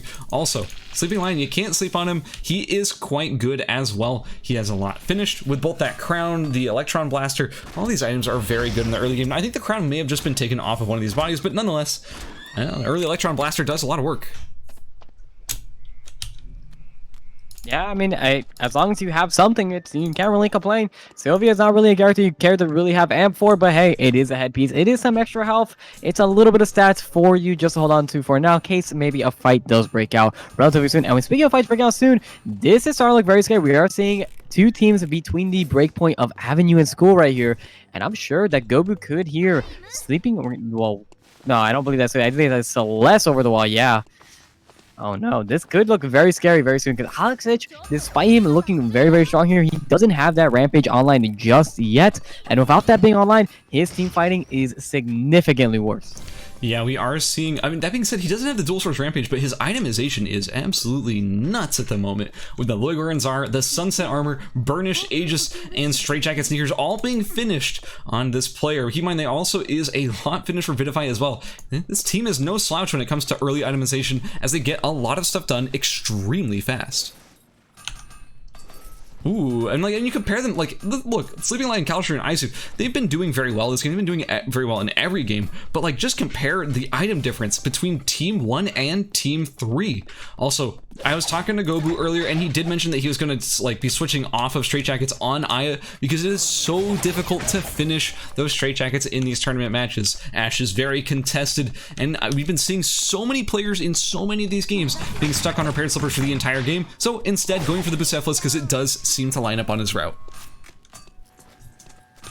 Yeah, Aya is one of those characters who really, we mentioned this earlier yesterday with Hyunwoo, where you could give him kind of just any item or any stats, and he's going to work with it. You'd be like, oh, you know, that's just kind of a nice stat, I'll take it.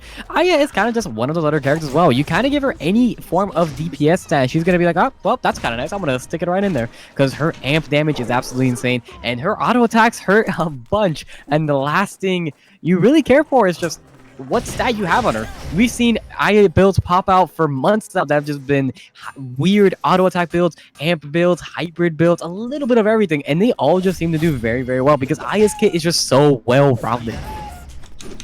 Yeah, honestly, one more thing I'm actually really super excited about right now is that we have no stragglers. We have no rats playing for placement. And what that means is that we are going to be seeing teams fighting with all that they've got. At this point, we don't want to see any of our teams, like, as much as I appreciate a rat hiding and getting placement, it's kind of more fun to me when I'm seeing these big teams smashing up against each other, big epic team fights, and I think that's what we're gonna get, considering we still have 4 full teams. Isu griefing his own timer to run into forest to grab the tree. This is a very valid, and this is an ancient strat in this game. Like, ever since they added trees to the game, this has been a standard thing to do because you can go get the tree and come back out with about a little bit less than half of your timer to spare. It's a, it's a valid strategy. It is always a little more scary now. In terms of solos these days, you could actually do that and make up the timer later on if you're able to get a couple kills. But for those who are not aware, you cannot get that timer back in squad. So Isu, for the rest of this match, he is going to be down to 11 seconds, which I know doesn't seem like a big deal right now, because right now it really isn't. But give it a few minutes, and that final zone open up, and Isu is going to be wanting that timer back pretty desperately. So if I'm Isu, I am looking to be very aggressive in the next coming minutes. Yeah, honestly, one of the things that I've been noticing about this also is that since you do, for those who don't know, they added a mechanic recently to the game where basically when you kill somebody, does this apply only in solos? Wait, hang on. Does the timer coming back, does that only apply in solos or is that in squads too? I actually don't quite know for sure.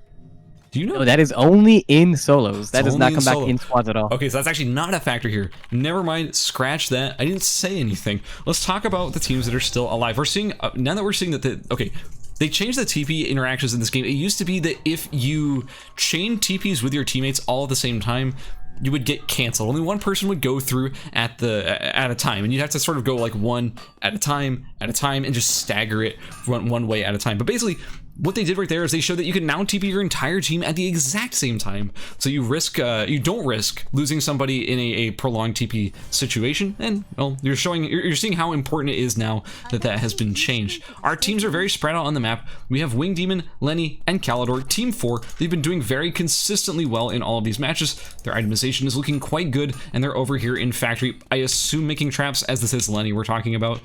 And yeah, that's how we're currently standing with all of our teams relatively spread out. We're kind of nearing that Wickeling moment.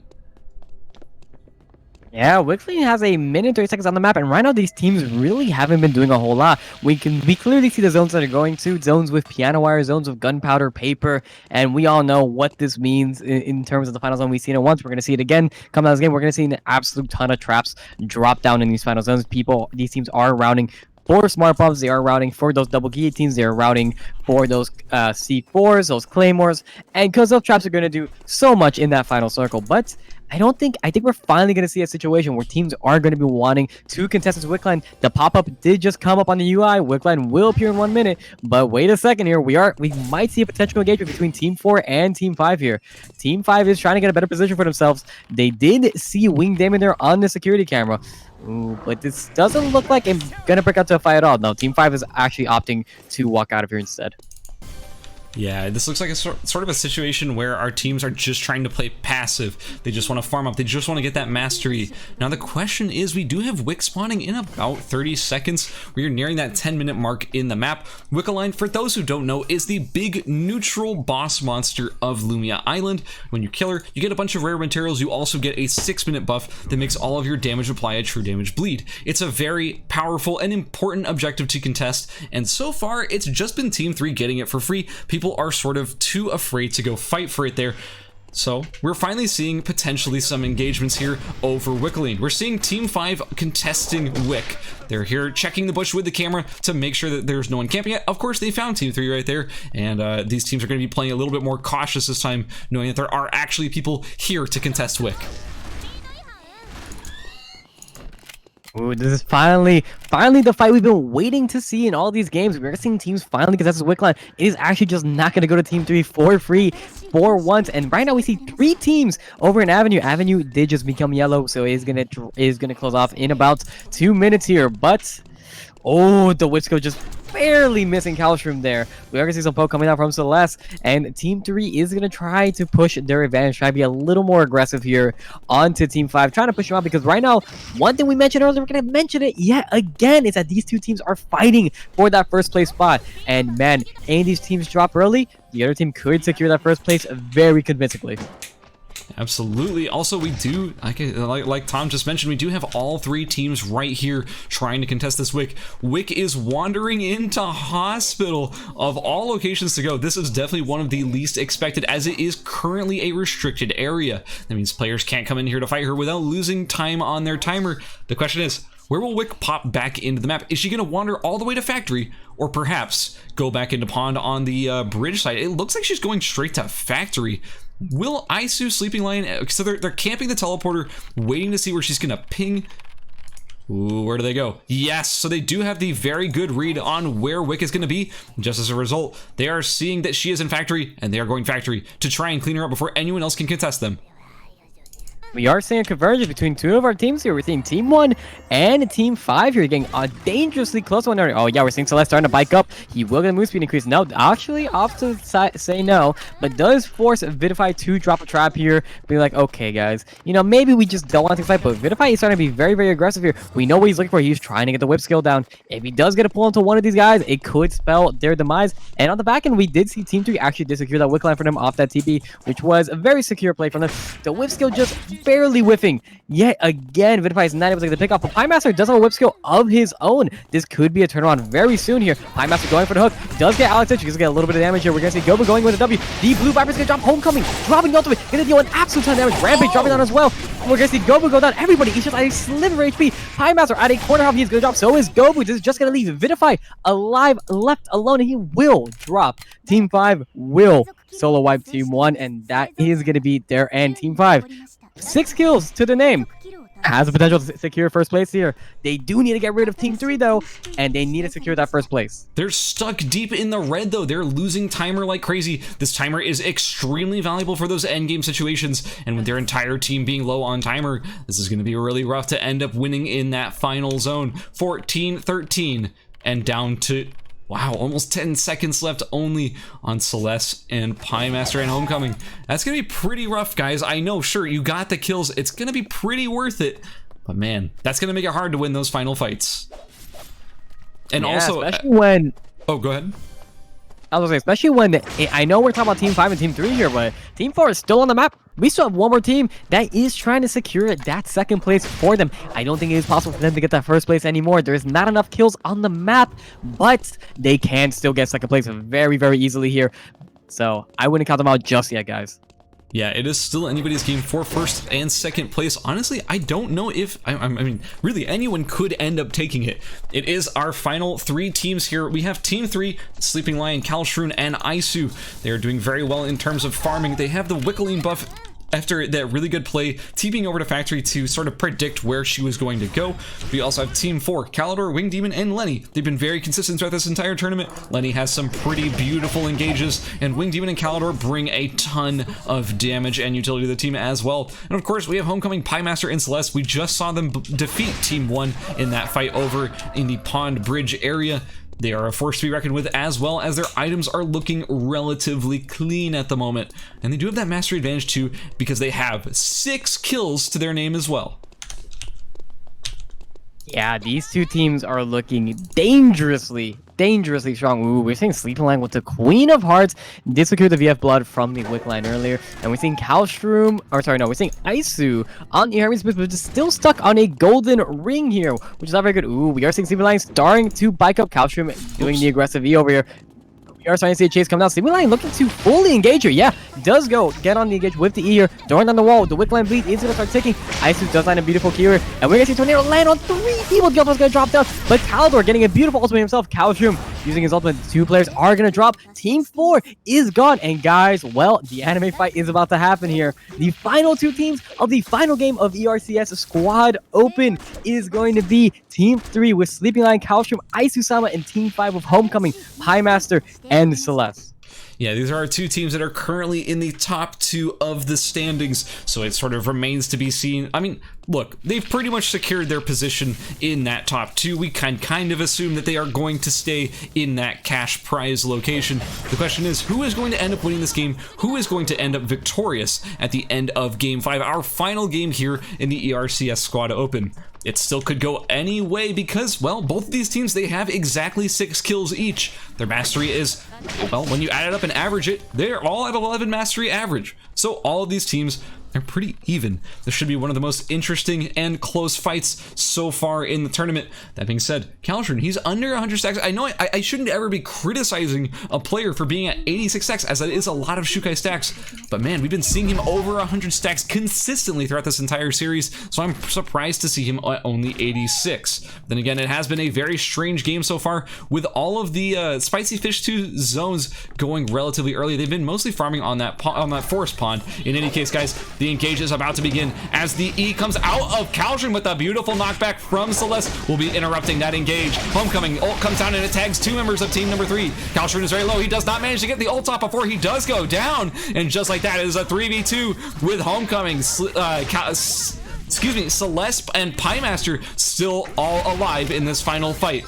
Celeste is doing what they can to heal up the team, and it's doing actually quite a good job of keeping their team alive. But Isu and Sleeping Lion, they're still almost at full HP, throwing down a ton of traps and putting a ton of poke onto team number 5. They also do have that wick buff too, but a beautiful pull coming out of Piemaster does in fact connect onto Sleeping Lion. Just like that, Sleeping Lion will go down, and Homecoming is on the chase on Isu. The parry, it does end up blocking that trap damage, and it's just Isu left to 1v3 against Homecoming, Piemaster, and Celeste. Now Piemaster is rotated into the front line to try and put pressure onto Isu, but the tornado does come down and does connect onto Piemaster. A ton of damage. Pi might drop here. The heal from Celeste, it does keep him in the fight.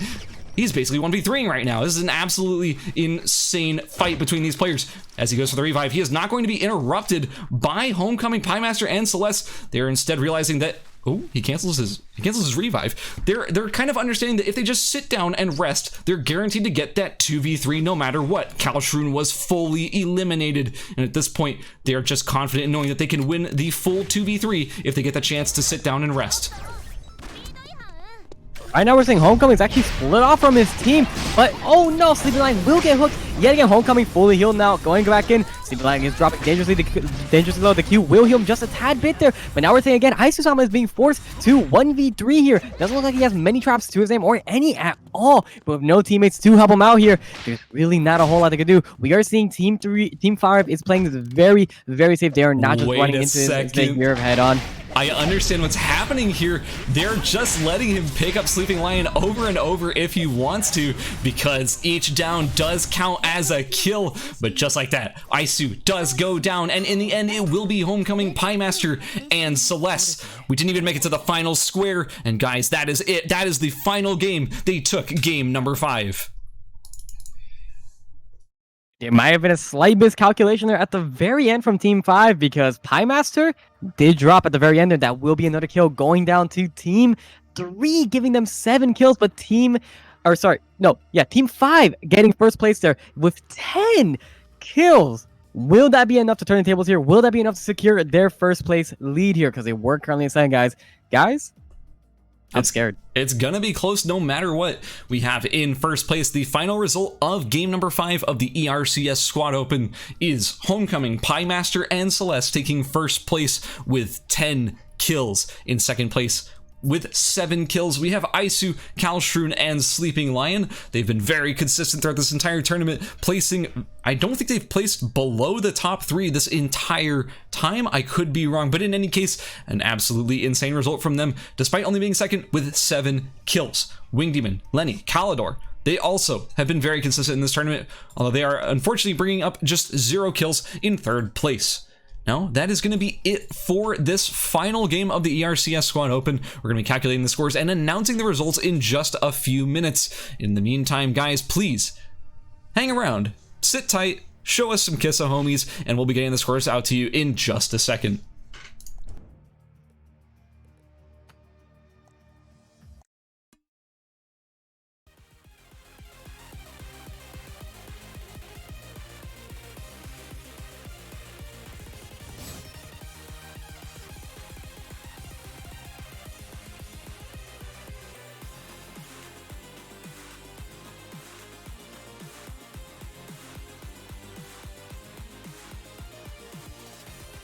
Guys, despite what the final result may be here in just a moment, give a huge shout out to all our contestants here today. They went through an absolutely brutal qualifying phase to even get here and having to go through a semifinal right after that as well.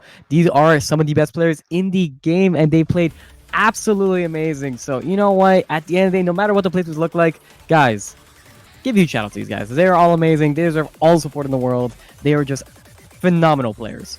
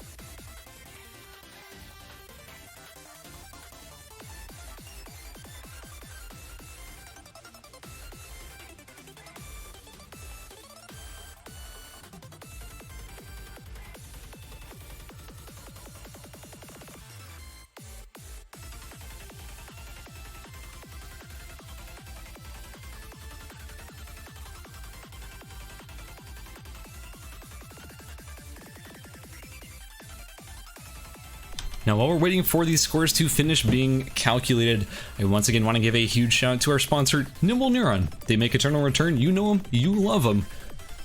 They are the sponsors for this event. Without them, we wouldn't have the prize pool that we do have. So thank you, Nimble Neuron.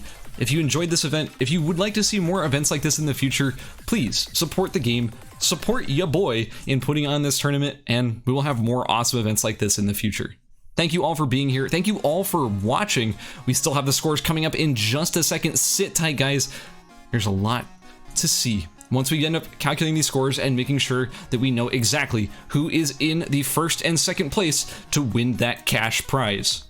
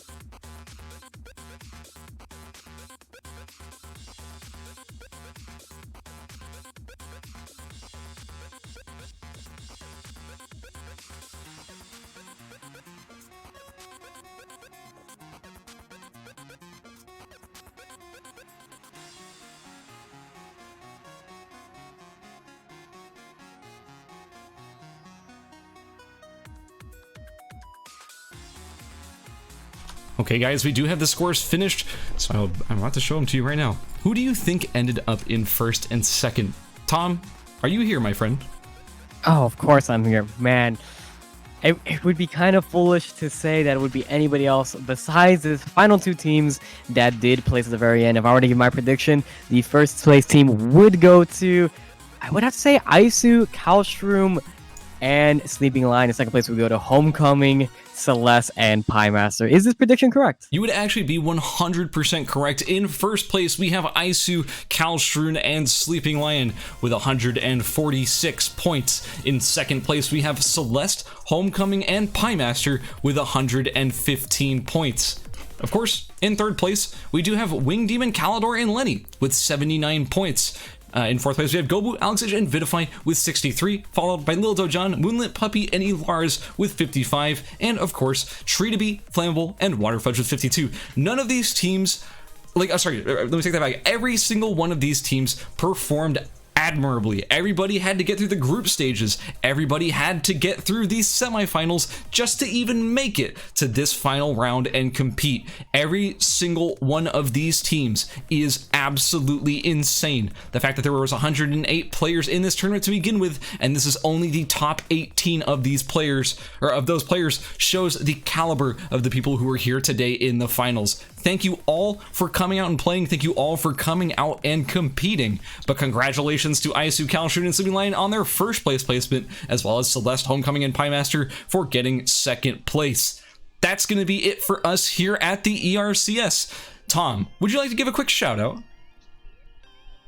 Man, well, shout out to everybody that participated in this, but I don't know, but guys, I would just have to say thank you again so much, Scabs, for having me help with this event. Thank you so much for letting me join you and co-commenting this. I had an absolutely amazing time. And for anybody who doesn't know who I am Tomsorcer. You'll catch me very early on in the morning streaming and possibly making YouTube content, but that's really there is for me. Thank you again, everybody, for being here and joining the tournament. Thank you for everyone participating. Thank you again to Nimble and Neuron for sponsoring such an amazing event for North America. And I really couldn't think of a better person to host this event other than the lovely Scabs himself. It was absolutely amazing with no problems whatsoever. This man deserves all the praise in the world, and guys, please show him some love.